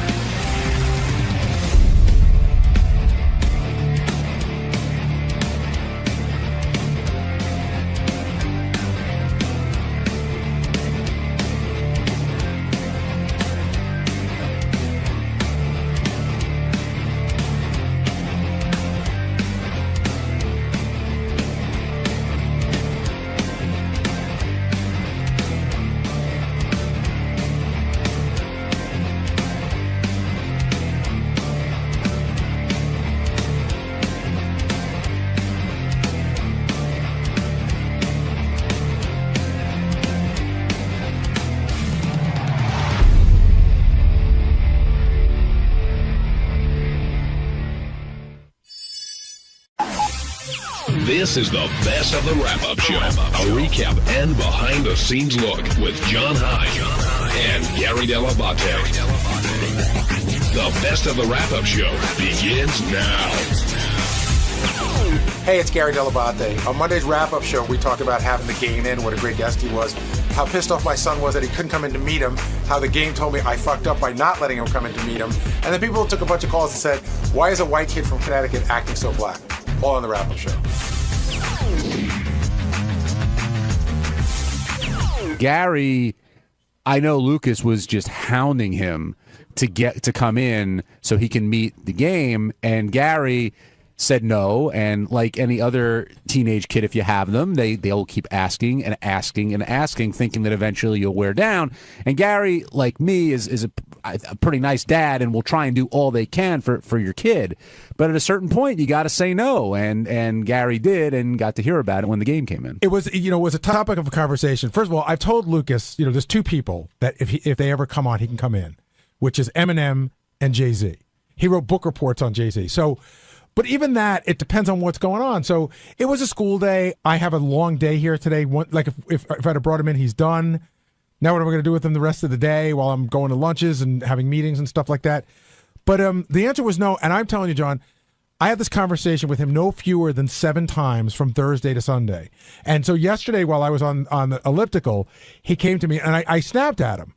I was like, dude, when does this end? I go, no is no. You asked me 7 times. Stop it already.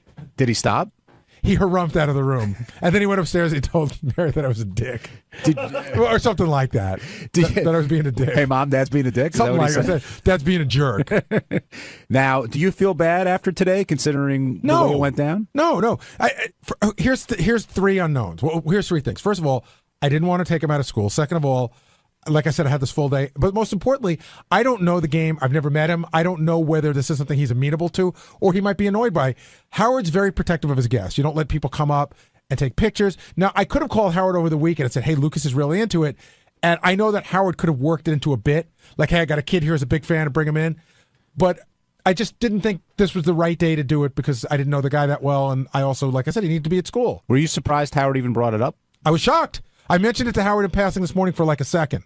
And Howard brought it up. And then, I mean, it was funny enough that the game was like, you fucked up, Gary, you fucked up. But the best part was at the end of the interview, he goes, shout out to Lucas. Now, that's going to make Lucas's year, I'm assuming, Oh, my right? God, yeah. I mean, he's going to freak out. So are you now the good dad because this happened, or are you still... Yeah, but like what I was saying on the air, it was like, okay, I know I can't come in. I'll call and speak to him in the green room. I'm like, says who? Then he's like, I'll give you a note. You'll give it to him. I'm like, you know, says who? You're making this shit up. He's like, okay, tell him I said hello. So I go, okay, I'll tell him you said hello. And he goes, you're not going to tell him. I go, no, I'm not going to tell him. Josh, you're on the wrap-up show. Yeah, hey now. Hey now. Yeah, Gary, I think you absolutely did the right thing. You know, it probably would have been okay, but who knows? You could have opened up the door for Howard to spend the next hour berating you. You know what I mean? Well, I would have never, I would have never brought my son in without talking to Howard about it, and I would have said, I mean, it's happened in the past. I think one of my favorite ones ever was Scott's son, who's, what is he, like 30 years old now? He was a big fan of the Mutant Ninja Turtles. Do you remember this one, John? Yes. But you should so it was Corey Feldman was on, and he said, oh, it would be great if one of the Ninja Turtles would call my son. So they call Scott's son, and one of the Ninja Turtles go like, have you ever seen your dad naked? But we've had times where people have brought their kids in, if you ask, because Howard has a great way of working it into the bit. It's funny that a 15-year-old white kid from the suburbs is a huge fan of this stuff. But you feel awkward asking, and you should feel awkward asking. I mean, they're here to talk to Howard, not to talk to you or your kid. Right. So it's a weird sort of circumstance, but the game I thought was a really good guess. Holy crap. I mean, I looked at the notes on him, and we got pitched him, and I said to Will, I don't know much about this guy. So Will comes back to me, and he goes, just on these preliminary notes, we got to have him on.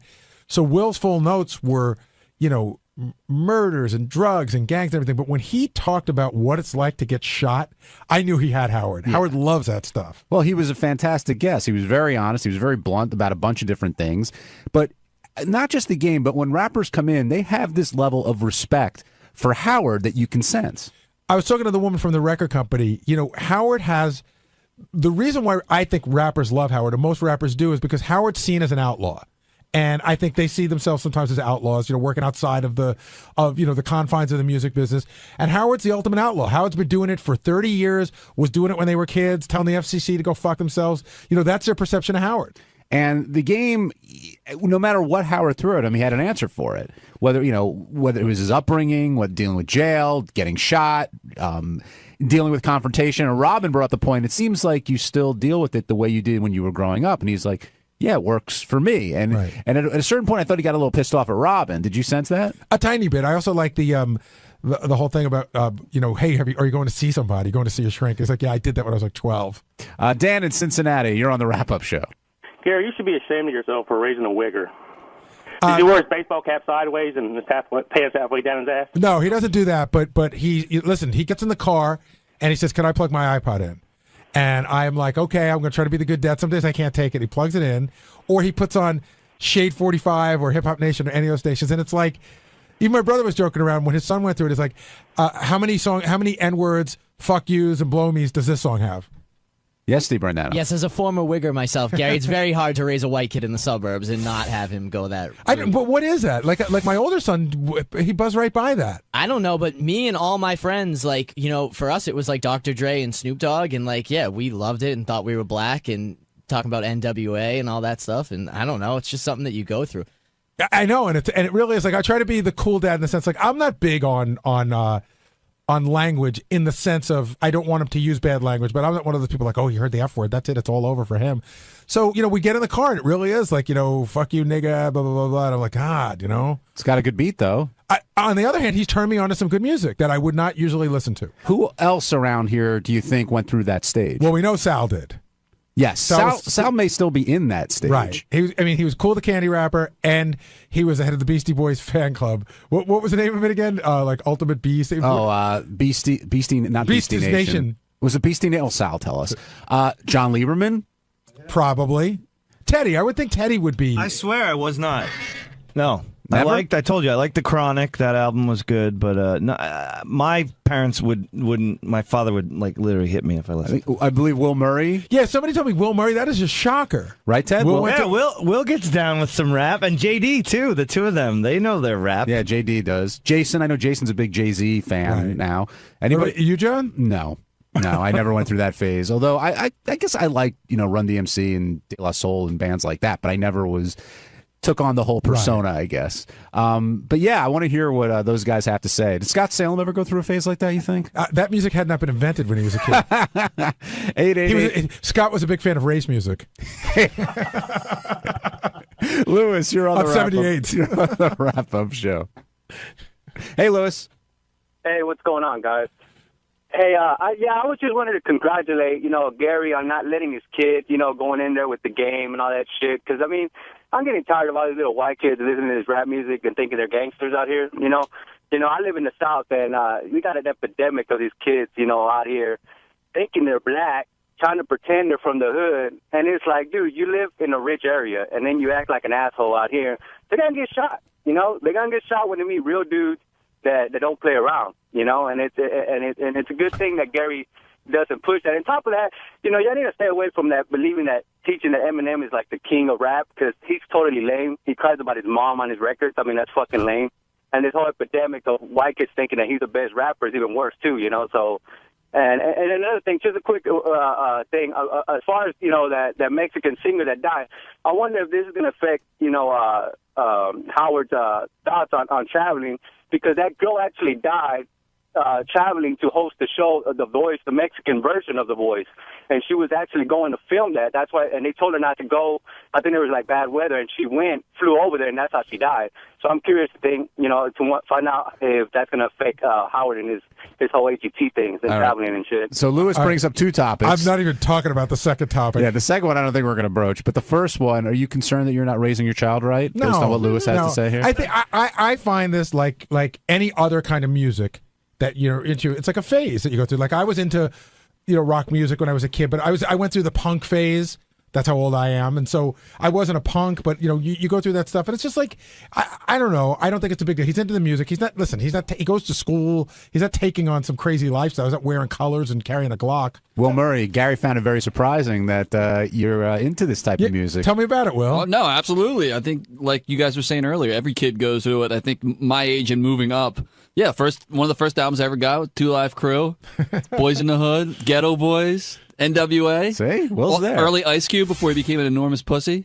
Wu-Tang Clan, all those guys. I grew up with all the, those are what we all listened to. My nephew went through this phase, and I remember he lived down in Texas, and he wanted to go to the Wu-Tang Clan store, which was on Staten Island. I remember my father taking him there. My father goes, it was like in the worst neighborhood. And they went to the Wu-Tang Clan store so he could buy like Wu-Tang jackets and shirts and shit. I wonder who is into it the most, though. Would it be Sal? Lieberman? I would like to know what Lieberman... I know he rapped when he was younger, but I would love to know his influences and what got him there. Robert in Denver, you're on the wrap-up show. Hey, Gary, there's nothing wrong. You're doing nothing wrong with Lucas. He's going to be perfectly fine when he grows up. I just think people blow this out of proportion. I even hate the term wigger. I'm a black guy in Denver. I listen to rock music, am I a white guy? It's just music. The thing is, nowadays, rap is rock and roll. They're the rock stars like The Who and all them were back in the day. So the kids gravitate to what's cool, and what's cool is rap music. You may not like all the lyrics, but it's amazing to me that people listen to it and don't worry about, well, why are they so angry? And trying to look into that aspect. They just think it's a whole bunch of angry black people for no reason. I think you're doing a great thing. I think actually you did a great thing not bringing them to the studio to me, even though I'm a big fan myself. Well, thank you, Robert. Again, I don't think there's anything wrong with letting somebody listen to music. It's probably the way people are like, you shouldn't let them listen to that, or probably the same people who said you shouldn't let your kids listen to Elvis. Well, if you told him not to listen to it, he'd listen to it anyway. Yeah. You know what I mean? Like, and by the way, they have more tools to listen to it now. Yes. They got the iPhone and their computer. I mean, back in the day when you said don't listen to Elvis, I guess you had to go under your covers and crank up the record player or something. Well, Murray, the game delivered, huh? He was awesome. Yeah, very honest and angry dude, and it was great. Hi, this is Jason, and on Tuesday's wrap-up show, we got into the fact that Sirius and Ross Zapin did not allow Fred to take his daughter to the One Direction concert here. Howard was livid, said heads would roll and people would pay, and I kept the fires flaming on the wrap-up show. Check it out. Early in the show, Howard spent a lot of time yelling about Fred not being able to have his kids see One Direction. We were still talking about that. That's why I was late. We were still talking about that after the show ended. Oh, Howard's still fired up? Well, because word had gotten back to Howard that somebody that works here was yelling at me in my office, and I explained that he wasn't yelling at me, that he was just passionate about the conversation, that there's two sides to both stories. And then somebody goes, well, all I know is the door was closed and I heard yelling. And so it's just like it's turning into, I'm in the middle of this thing. And the person that I'm dealing with, I keep saying it's really not about you. You're because he doesn't get to make that decision. But somebody here is taking it very personally. Why would that person take it so personally? Because they run a lot of the events here, but I don't think they get the final say on who gets to. Howard and I were talking that there is a lot that goes on here that's very behind the velvet ropes. Like you can't come to this, you can't come to that, and there's a lot of stuff that goes on times where some people are excluded. And this person was trying to explain to me that, hey, when you have a person of Oprah's caliber or like the mania that's going on with One Direction, which will be over in 6 months, that everybody wants to come. And so it's hard to accommodate everybody. Is it the situation where the person you're talking about feels like they're doing all they can, but their hands are really tied in this situation? Or are they sort of defending this is the reason why? A little bit of both. Okay. A little bit of both. But also, like, hey, I put on the event and it's unfair to me because I'm just doing what I'm supposed to do. Well, I don't know, but Howard was really pissed. And he's still pissed. I know. Well, this morning when we were in there, the second he heard about it, you knew it was going to be, I was bummed because it came up on the wrap-up show or something when I played in the clip, and then Howard got fired up. And I have that 20 minutes, and if he's going to be spending 4 minutes pissed off, then it throws me off track. Yeah. But I got to let him have his emotions. But, I mean, his argument comes more from there are a lot of people who work very hard here on the talent side of things. And when it comes to this type of stuff, the corporate side of things gets rewarded versus, if you keep your talent happy, everybody's going to benefit. I agree with him to some extent. I agree with him on that. That, I don't know. It's always sort of, I feel now more than ever there's two worlds. There's the Howard Stern show and the rest is Sirius. But, listen, we do have a compound that's key carded that no one else can get into unless we say so. That's true. But there's the relationship. Well, I don't know. It's deteriorated. Yeah. The relationship is deteriorated. It really is.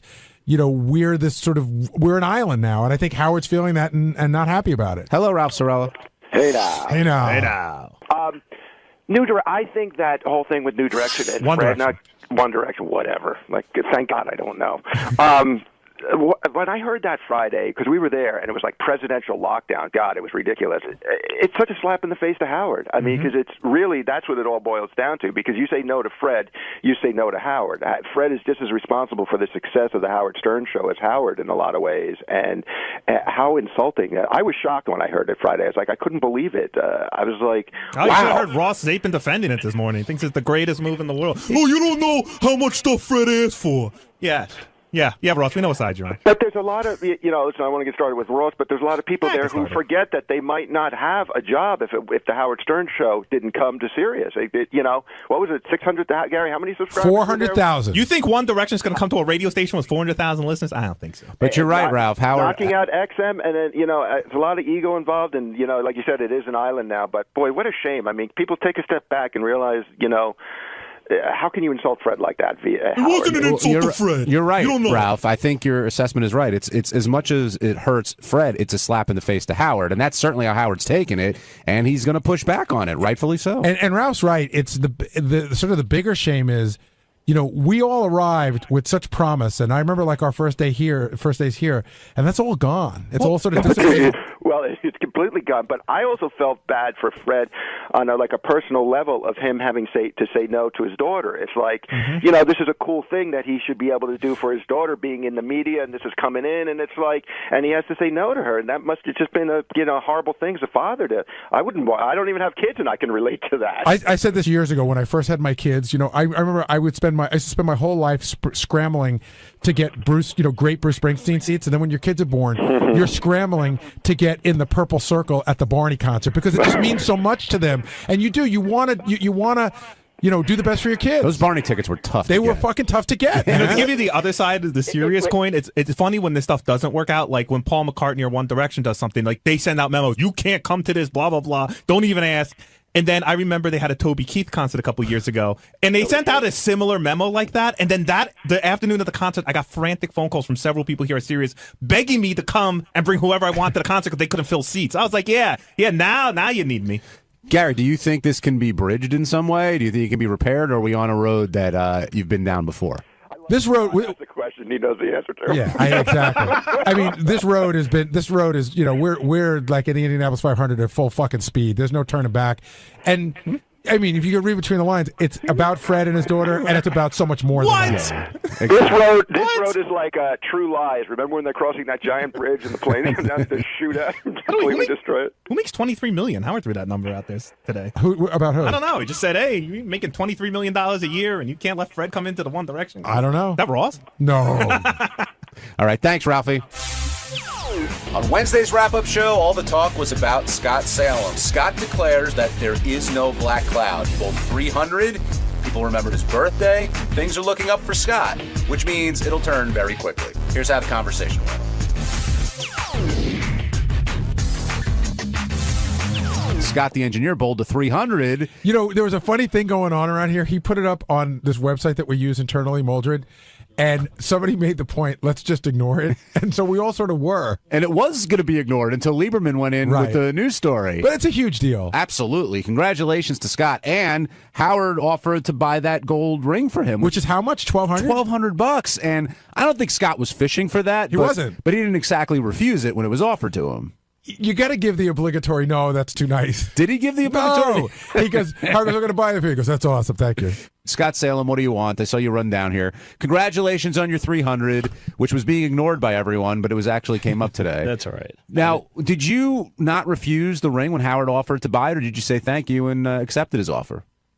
I said thank you, and I accepted his offer. So you didn't even give the no, you didn't even fake taking out the wallet. No faking. Oh, my God, Howard, that's too much.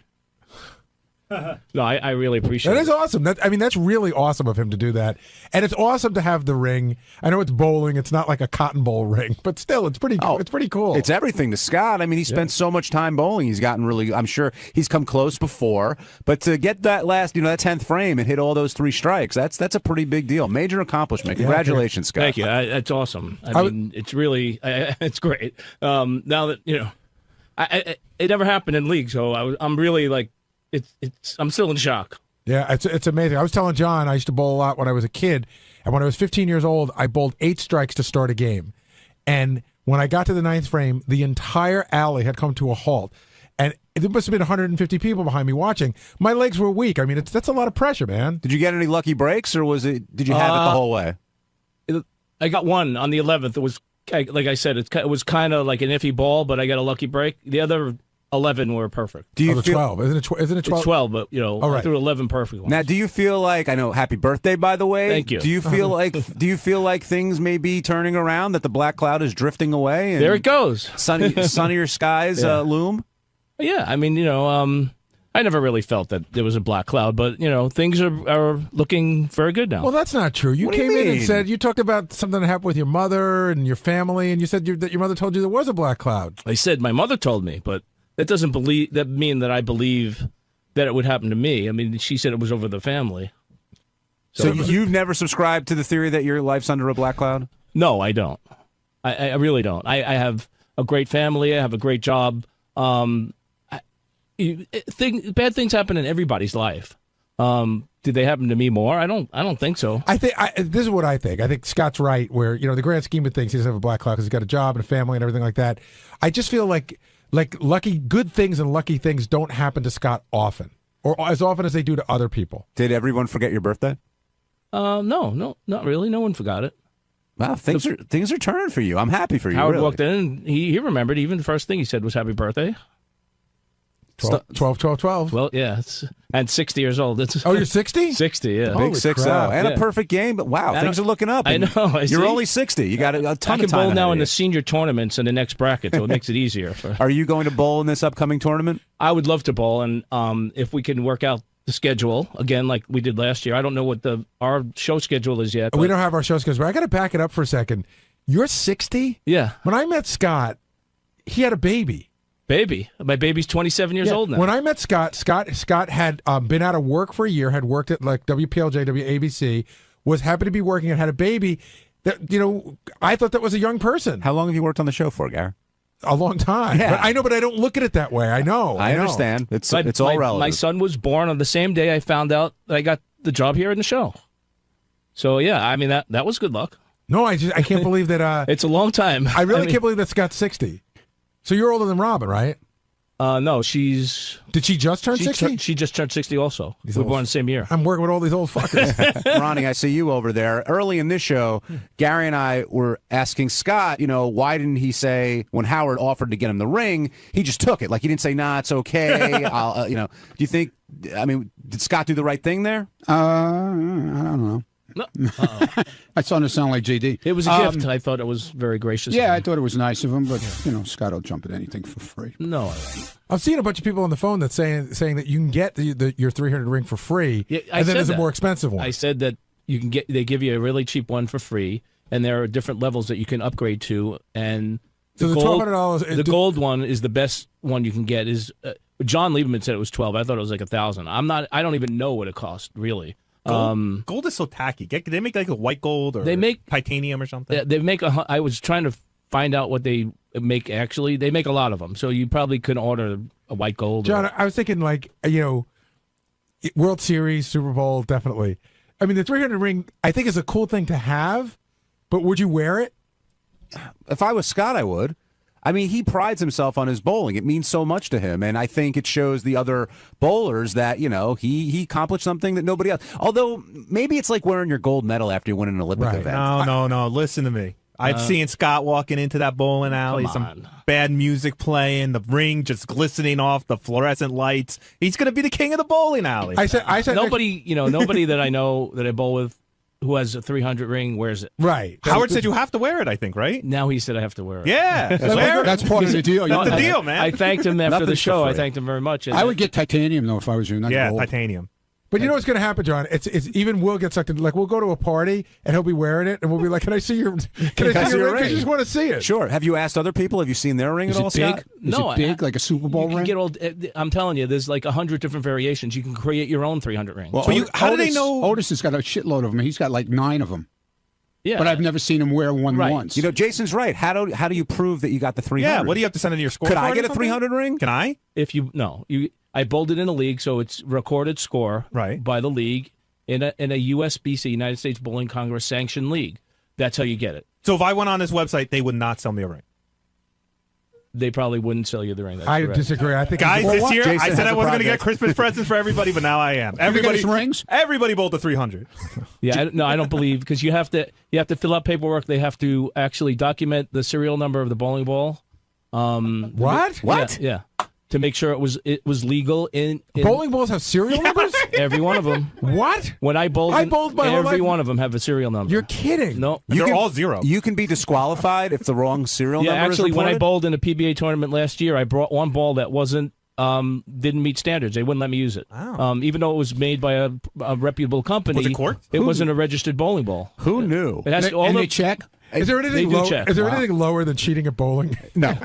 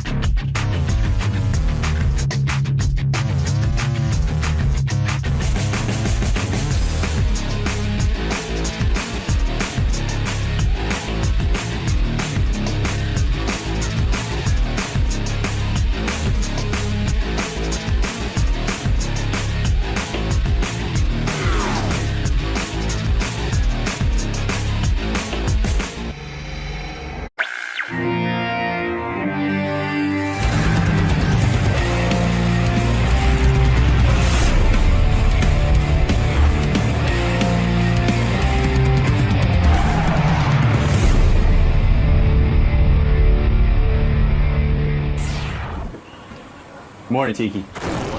How are you today? Other than a tad bit sleepy. Are you nervous at all? No. Should I be? Well, I was going to ask you faced defensive linemen, linebackers. How tall is Howard? Stern. 6'5". That might be a tad bit intimidating. How big is he? He's pretty skinny, man. Okay, then I can take him. Good luck today, man. Thank you. I appreciate it. All right, thanks, man. All right, here comes Tiki Barber. Tiki's got a new business he's promoting. Do you know Tiki Barber? Do you know who he was? Yeah, Or I know is? you know, listen, what do I know about football? But I'll talk to Tiki. He'll inform me. How you doing, Tiki? Good to see And he you. has a twin brother, I think.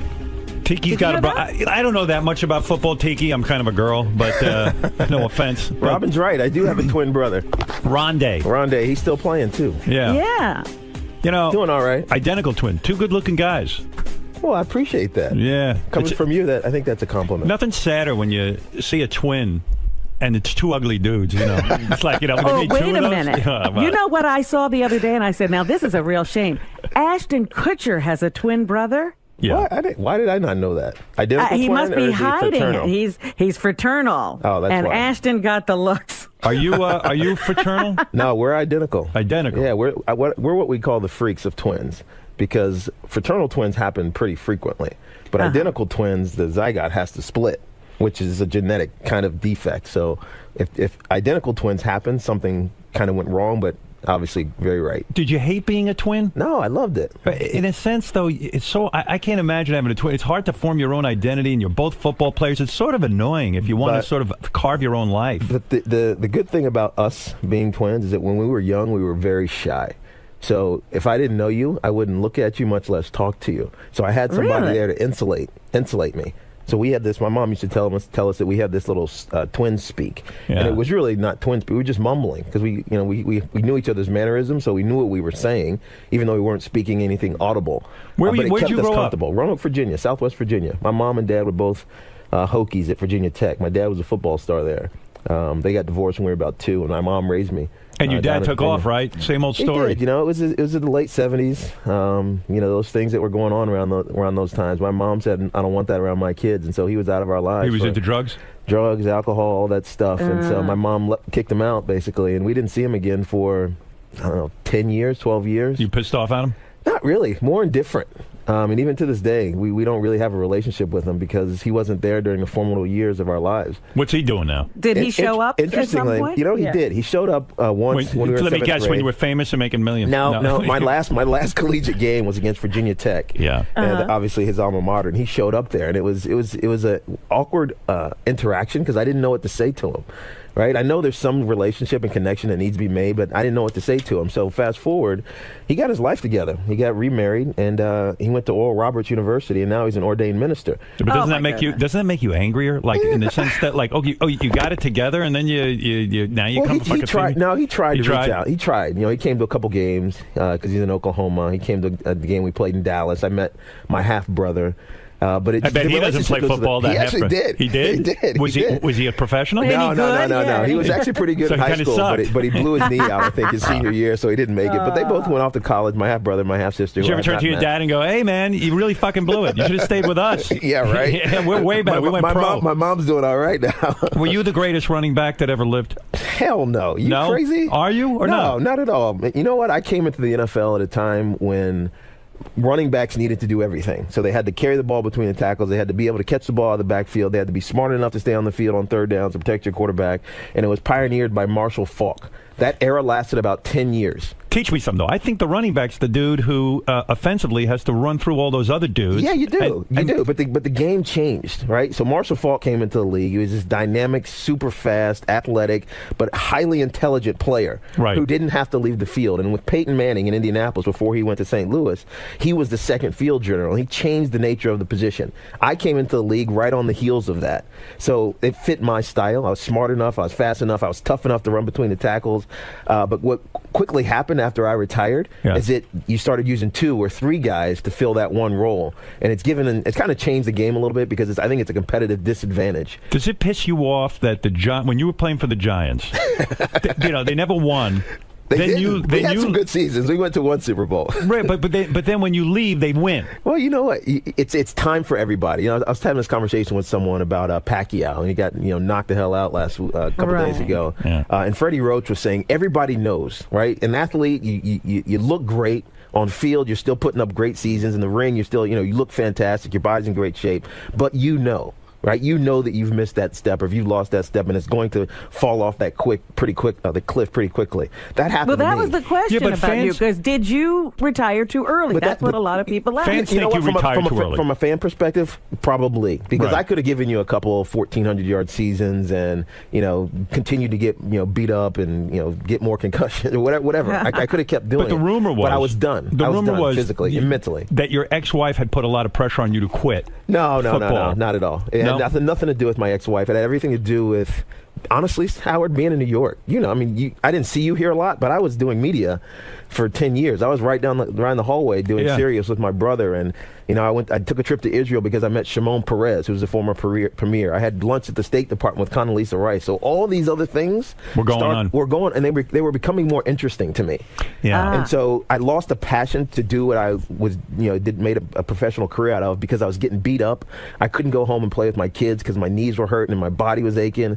And so I said, I got all these other opportunities. Let me do that. And to be perfectly honest, I didn't think we were close as a team to winning a Super Bowl. So when you... And then a year later... Boom, it happened. Because you're right. Don't you think your position as a football player is the second most important position on the team next to the quarterback? And I mean, you're going to get your ass slammed. In a sense, yes. Yeah. In a sense, because you can either take pressure off a quarterback or put a lot of pressure on him.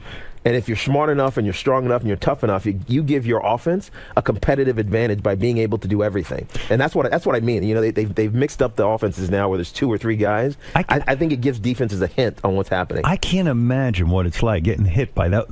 You're talking about, and the guys are bigger. I mean, it's unbelievable. Bigger, stronger, they're faster. When you say your knees hurt, are your knees now better, or do you still wake up with that? I have bone spurs in my right knee. At some point, I'm probably going to need a reconstruction, but I'm keeping it together. I'm still in good shape. I'm working out do you pretty limp? regularly. Every now and then. So I played a flag football game last weekend with some folks, and we booked this through my new company, which we'll get to later. We will get to, yeah. But they were serious football players. So at this point in my life, I'm just an average weekend warrior. Right. So these guys were wearing me out, running down the field. And I woke up yesterday morning, and my knees were killing me. Yeah. My hamstrings were killing me. And, I think to myself, if I had kept playing, would I even been able to do that?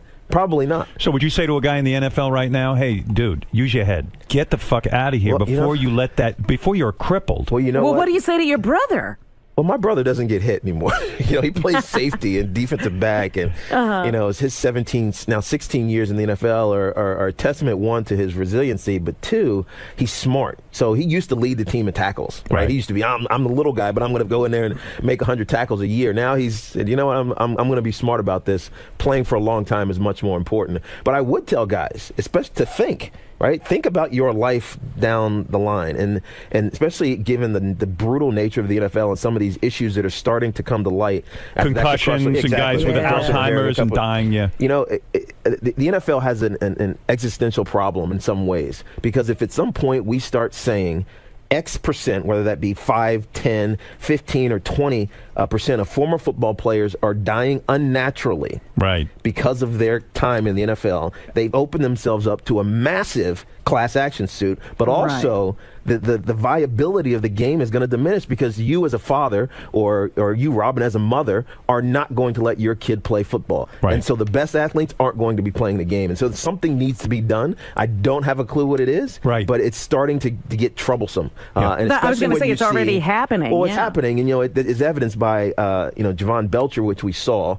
Some of these things compound. So we don't know anything about his mental state. We don't know if he had mental illnesses.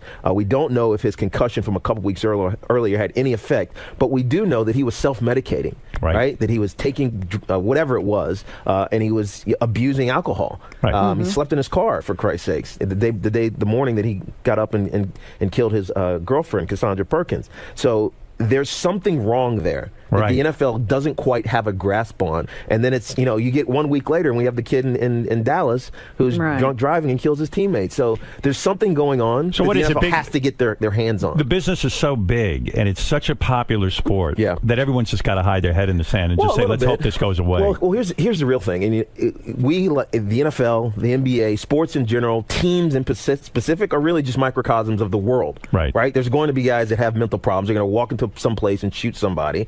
There's going to be domestic abuse. There's going to be idiots that get behind a wheel after they've been drinking everywhere. But when it happens to a professional sports figure or just a professional, someone who has fans and the media pays attention it's highlighted. It's highlighted. It's going to get blown up.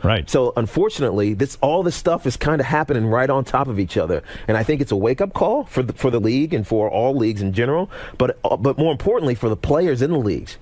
Everything that you do, someone's watching. I feel like the players are sort of saps. They don't see themselves as entertainers. Well, they see themselves. Yeah, and they don't go ahead and really hold the NFL to the. You guys should be able to make as much money as you can. Absolutely. You're entertainers. You're giving your knees. You're giving your bodies.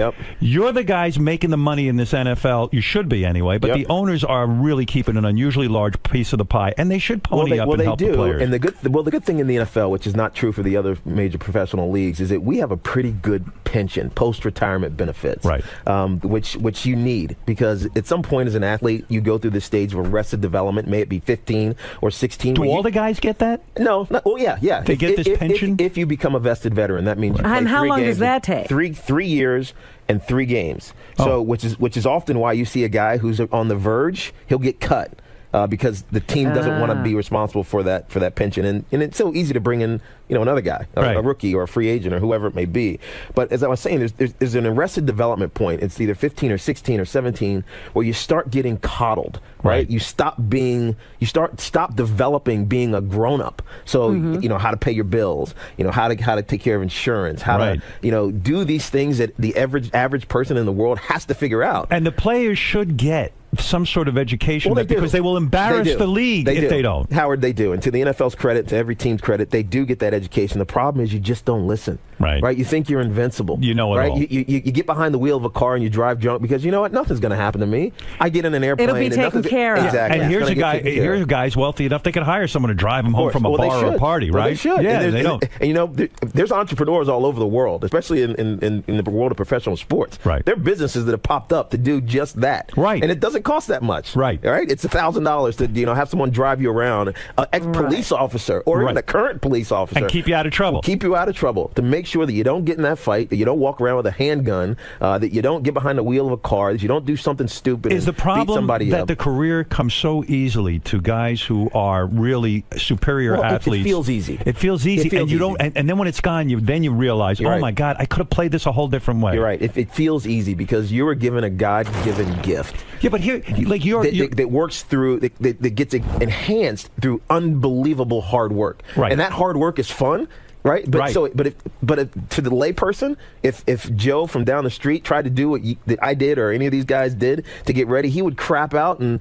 Oh yeah, what are the 10% odds of the a time. guy making it into the professionals? Because So how many small. guys did you know in college who were great players who weren't good enough to make it in the pros? A lot, half of my team. Isn't that insane? Three-quarters of my team, and even the ones that did make it, only 10% lasted. Are those guys the saddest stories in football? The ones who get as far as college, they're really good. No, but they're actually, not? Howard, those are the best guys. Why? Because when they get out, are they prepared? Because they've learned all the principles of hard work, right? Of teamwork, of dedication, of busting your ass. But now you're not doing it professional, and so now you walk a corporate